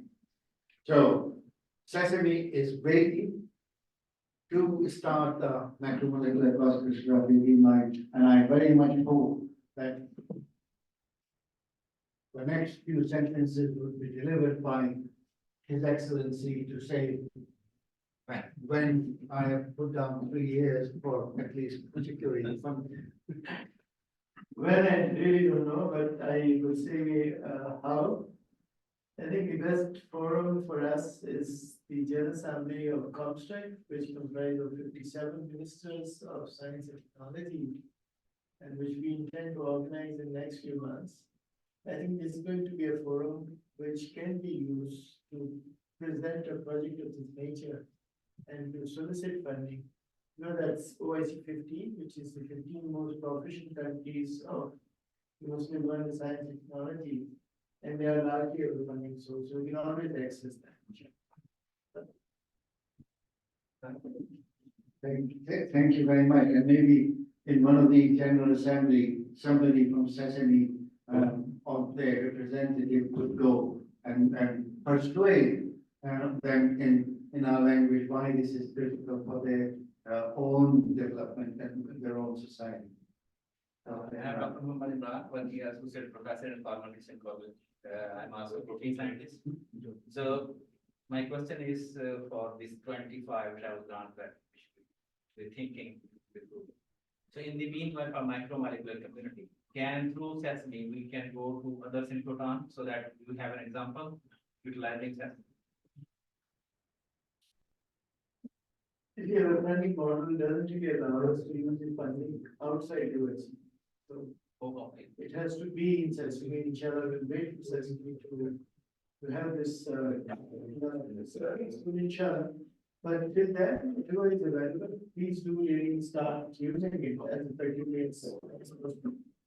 So for macromolecular crystallography, while Sesame is still doing whatever the deficiency might be within the comstech rules, maybe Pakistan Academy of Sciences can help.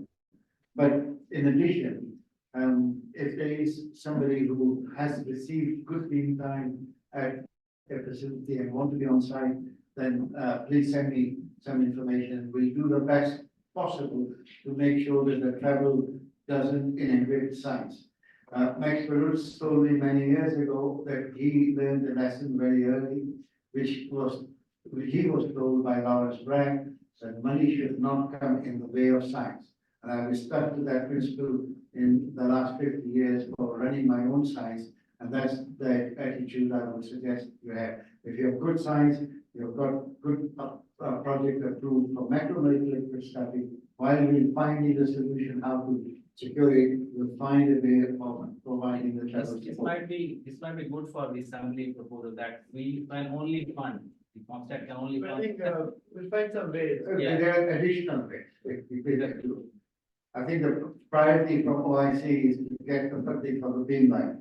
Yeah. So you had a comment. Yeah, actually, I'm Faraz Afghani from Jordan. Actually, I want to support your idea to collaboration and to take advantage from the talk of Aslam page. Actually, we built our conference technique that's not in one dimension. Actually, as you mentioned, we made advanced in 3 dimensions with 3 detectors with a new update. Actually, we use it for atomic and molecular dynamic study, and we are happy to collaborate and to transfer that to one of the beamlines, especially for the soft X-ray. Yes. As we did actually, yeah. And I guess it's a good start point to collaborate.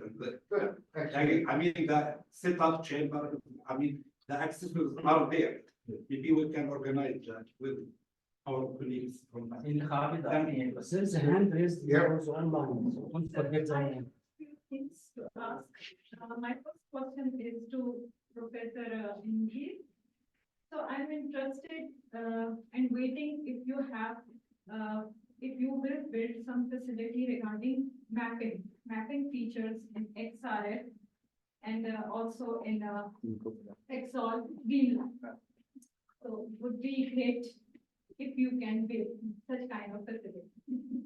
And my second question is, I've never been to Jordan, incidentally, but soon, inshallah, in near future in May, I will go and perform the experiment. So I will share my experience, hopefully in future in the next OIC meeting next year.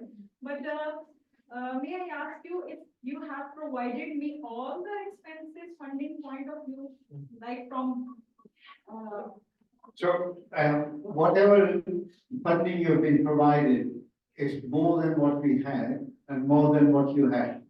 So you said what you have.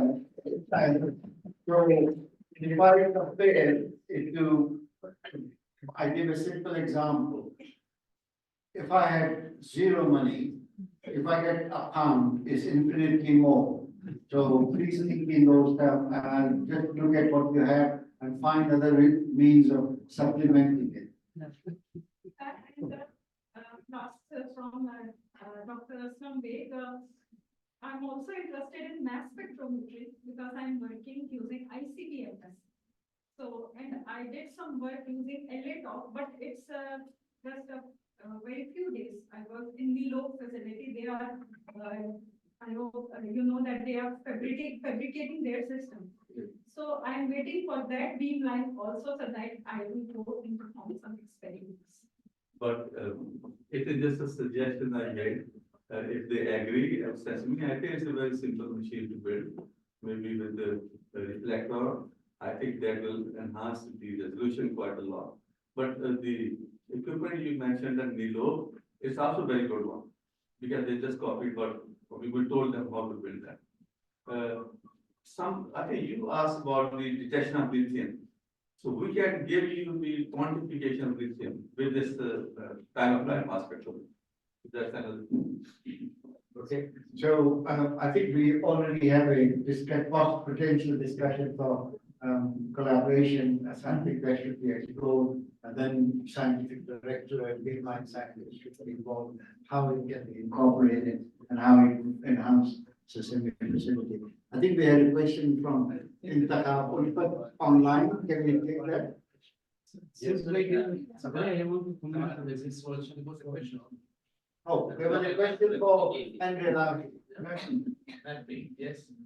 So, mapping, yes, we are speaking now of implementing a new beamline for macromolecular crystallography, but I would remember everybody that also smaller scale projects can be of extreme usefulness for the community, such as implementing a couple of mirrors to squeeze the beam down to 20 microns and take advantage of mapping and the X-ray fluorescence. The X-ray fluorescence pigment is already there.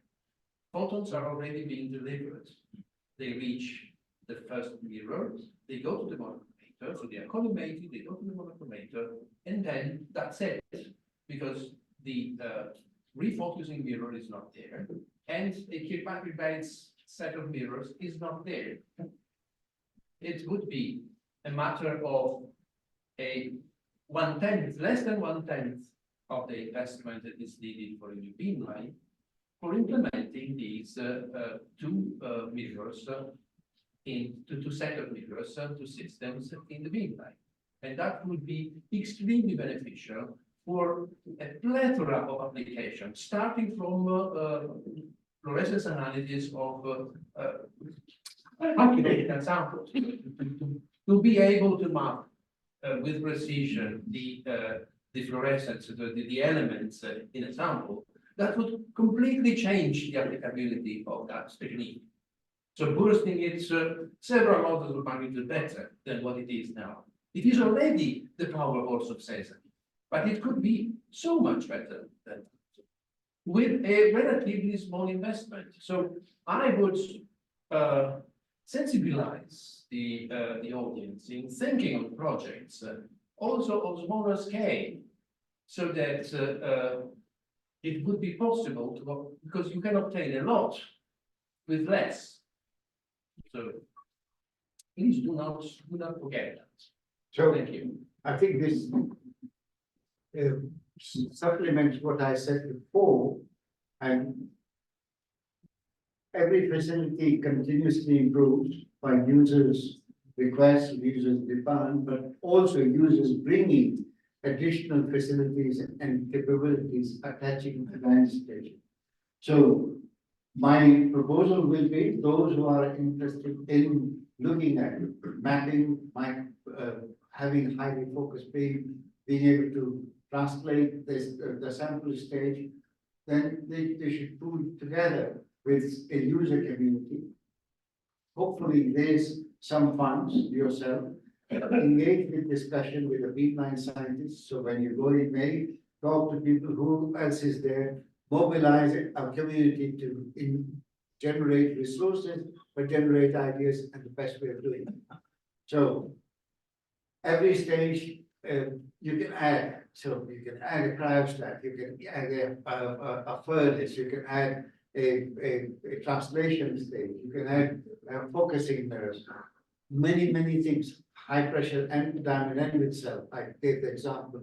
The first one was done by Richard Nems, bringing his high pressure and diamond anvil cell, which has been then copied over many times. So these are the things which user community drive to improve the facility. And this is basically, Sesame is your home, and now you need to decorate it with the best furniture, the best carpet, the best of everything. And those are the additions you're going to bring. And this, please think in those terms. Want to do the best science, this is what I need, how can I get it, how do I work together to make it happen?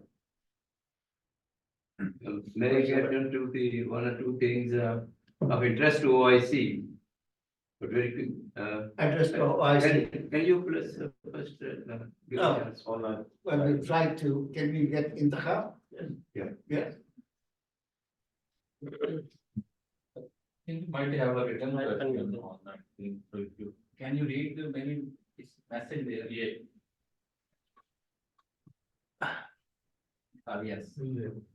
There is a need to raise. The last one. Yes. Yes. We agree. Okay. Anyone else has a question? Is this in the hub? Yes, from right, okay. One of the things which we need to do is to mobilize people from different cities to come to one center. Because of course, when the international resource comes to a country, it cannot go to 50 different cities or 50 different towns, most over the place, which wherever we are holding the meeting, internally, we need to find ways and means of their travel and their mobility, their time schedule, and their diary. I take this question first. I'm Mithal from comstech-oic. I'm working as cancer biologist, so I'm new to Sesame. I have a question for you, sir. Actually, I don't have exactly any of the Sesame, but I'm interested in the imaging techniques like the scanning microscopy or the electron microscopy. So can we use that in conjunctions with the Sesame beam lines, or is it not possible? Depends on the material, depends on your question. For example, we have the tumor samples. Yeah. The tumor samples, so can we process those? So there are many examples of tumor samples where the breast tissue imaging is done using extended microscopic method. But then you combine that with infrared, for example, there's a lot of work going on infrared beamline. So I would urge you to type in www.sesame.org.jo, Jordan. There's scientific highlight, there's list of scientific papers, there's capabilities of individual beamline. You will find at least 3 examples of tumors using infrared, but there are other techniques you can do. It depends on the question you're asking. Dr. Zafar. My name is Naveed Zafar. I'm from NCB. Actually, the vision that we should engage the SSP beamline as much as we can is very unique. But my question is about the interaction between the OIC member countries with Pakistan and Pakistan scientists, vice versa to the other member countries on the science related to science law. And then further using that science for the interest of the Sesame. Is there any program that ComStat is envisaging or the comstech is envisaging in that regard so that we can engage the scientists, for example, from Jordan or other OIC member state to Pakistan and from Pakistan too, so that we can do a research as a joint research that we can use ultimately the Sesame beamline. Intersonic cooperation and joint research projects are very possible. If you have visited comstech website, you will find many programs. And I invite you to kindly visit those because there are research grants available, there are mobility funds available. I mean, the best model would be that you identify a laboratory in Jordan where you find people of similar and relevant experience. And you'll find an opportunity to be comstech funding your travel to that institution and vice versa. Database is available, sir. Database is. No, database is your own responsibilities. It's very difficult now in this day and age for any institution to have database of all. Only of synchrotron, sir. I'm something to database of synchrotron user in Jordan or in other Arab countries. Is there any subject? If you volunteer, I will take it for Pakistan. No, I mean, if you, I'm sure that its literature is available to identify those numbers. But somebody has to champion that. Comstech would be happy to finance that. I volunteer. So one of the speaker had said from NCB that there were 226 registered users. That was me and myself. Right, so you're going to send me, just wait. I'm going to put an action on you. You're going to send me the list of 226 users with their details of where they are. Please copy it to Professor Aslam Beg. Please copy it to Dr. Agravaji. By, let's say, before I take my flight tomorrow at 8:30 in the morning. Thanks very much, and let's move on to another topic. Yeah. Dr. Pat. I have 1 or 2 minutes to this. Of interest to OIC is has been a very important platform the ComStat is arranging from time to time. The 2 topics I've been thinking of socio-economic interest as well as scientific interest is the applications of nano science and technology in industry. We have tried it for a few years, and then the second is on nanomedicine, which is a revolutionary field coming up in the health sciences. The first conference in applications of nanotechnology in medicine was held in 2011 in collaboration with comstech. I think Professor Powerman and others were. We had doctors, we had biochemists and so on. It was about 60, 70 people. I think there is now a time nanomedicine has gone very, a lot of jumps as Professor Iqbal would know it. So that's another time now to review it on the platform of comstech. We have the proceedings of that conference in 2011 or 12. So we can go further because a lot of has been. Second is the real problem of application of nanotechnology in industry. We have tried to get the illicit from sports industry and textile industry by addressing to the chambers of commerce some 10 years ago, but nothing really concrete has happened. And these two areas are great interest to OIC. On the world level, there is I think about $2 trillion industry of nanotechnology products application. This is the data which is already available on the site. So I think we countries have a lot of this potential in these two areas. And comstech is a good platform to organize this, to sensitize this new economic oriented facilities in the forms of meetings. We are going to help in this matter if it is needed. Thank you, Mr. Sir. You are absolutely, I mean, we have been a very strong advocate of the technology in this application testing. But this is one of those individuals who really dedicate life and you have done it with absolute excellence this time. comstech has an Islamic network of nanotechnology, and they have compiled large volumes of applications of nanotechnological goods and in real life. They particularly focus in Iran. There are about 500 pages of code. So nanomaterials synthesized in Iran and used from coating to sport goods to glass and a whole range of things. It's available.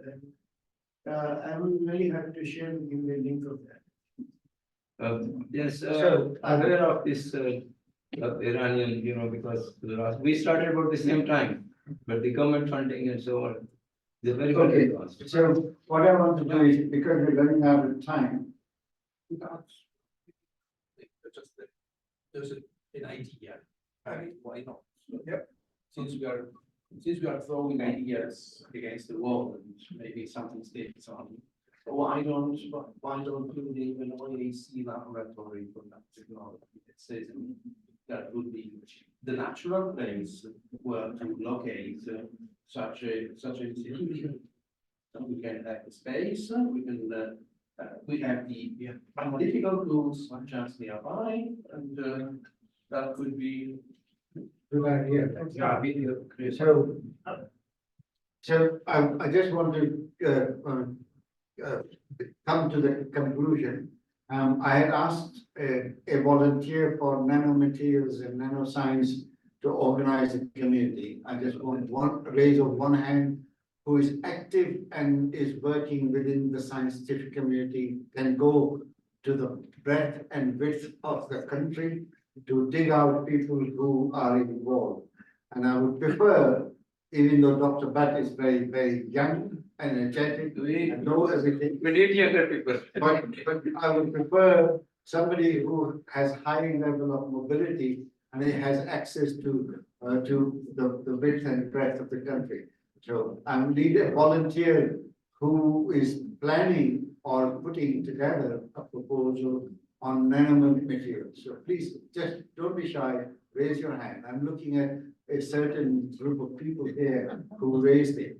And I'm looking at some certain set of people who raised it and who are all below 40. Very good. Who is going to volunteer?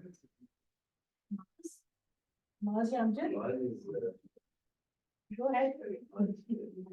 Dr. Mars ko likha. Please, you have to raise your hand. I'm not going to name anyone.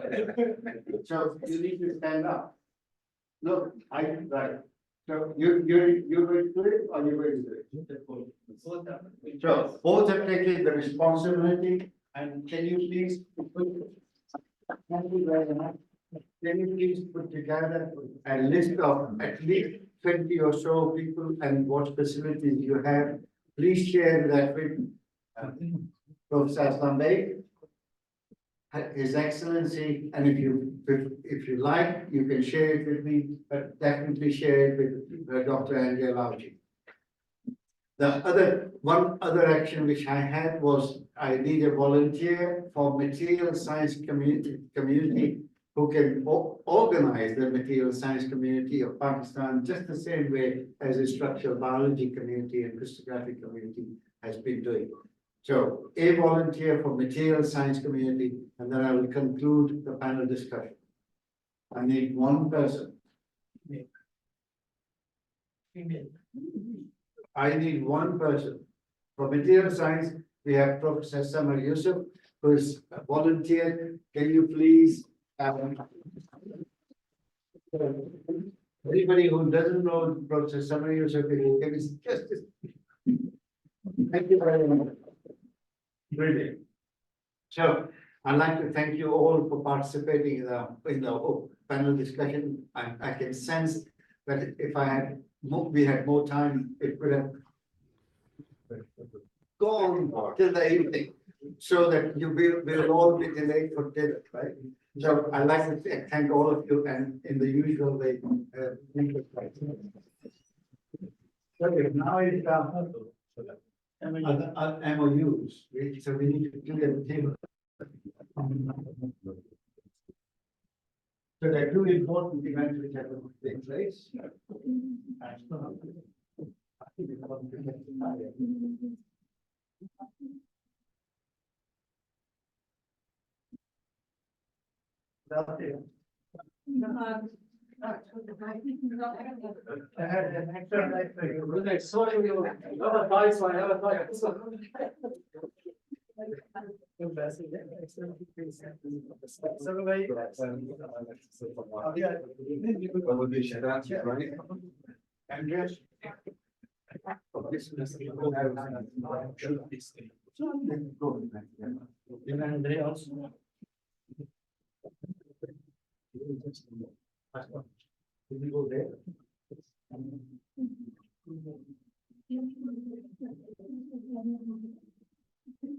Before you sign, you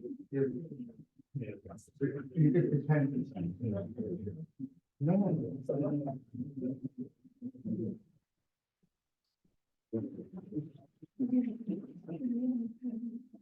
So this MOU, I guess somebody needs to say what it is, right? This MOU between Comstech and Sesame, we are signing it today. So the MOU is between Sesame and Comstech. This facilitates and strengthens and bonds the two organizations together.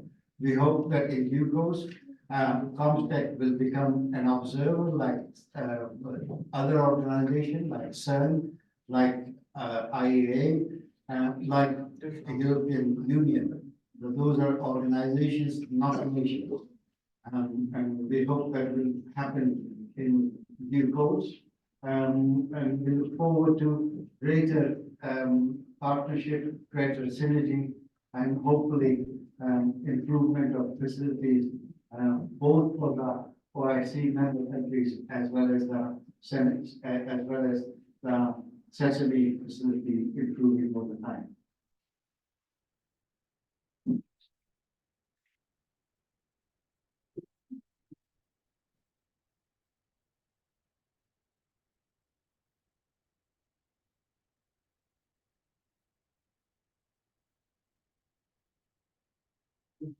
Very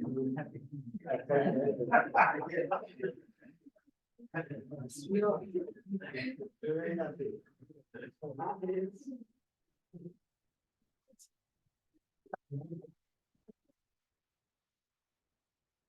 Thank you very much for inviting us here and very happy this is the OIC start.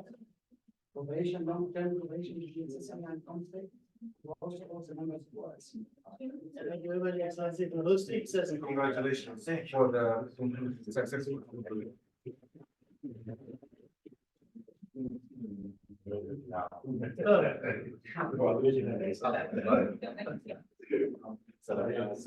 I see. This is very exciting.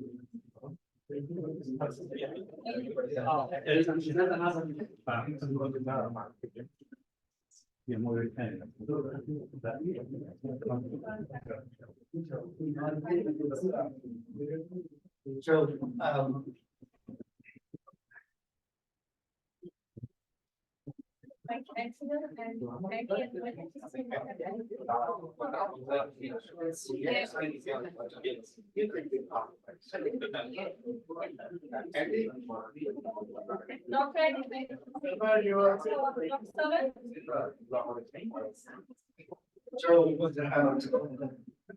did I invite all the detractionists? All the detractionists to come forward and assemble behind us, all the detractionists. Good people are allowed. And, yeah, everybody, all the detractionists who have done any detraction. So we are about to sign another important milestone memorandum of understanding between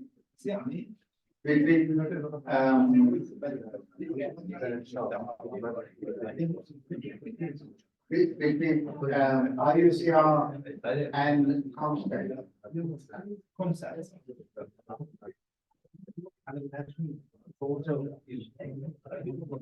This MOU is between IUCR and comstech, and it facilitates the cooperation between the two organizations.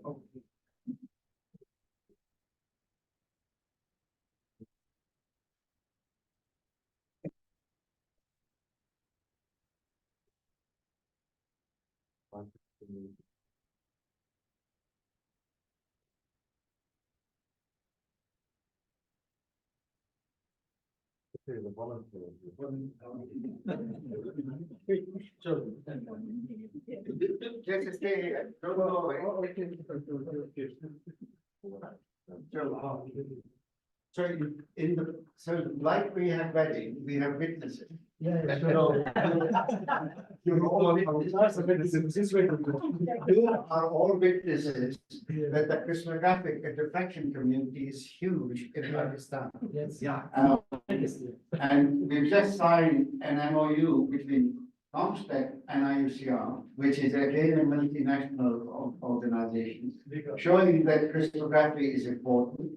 Micromolecular crystallography, beamline, therefore, needs to happen under the auspices of comstech as soon as possible.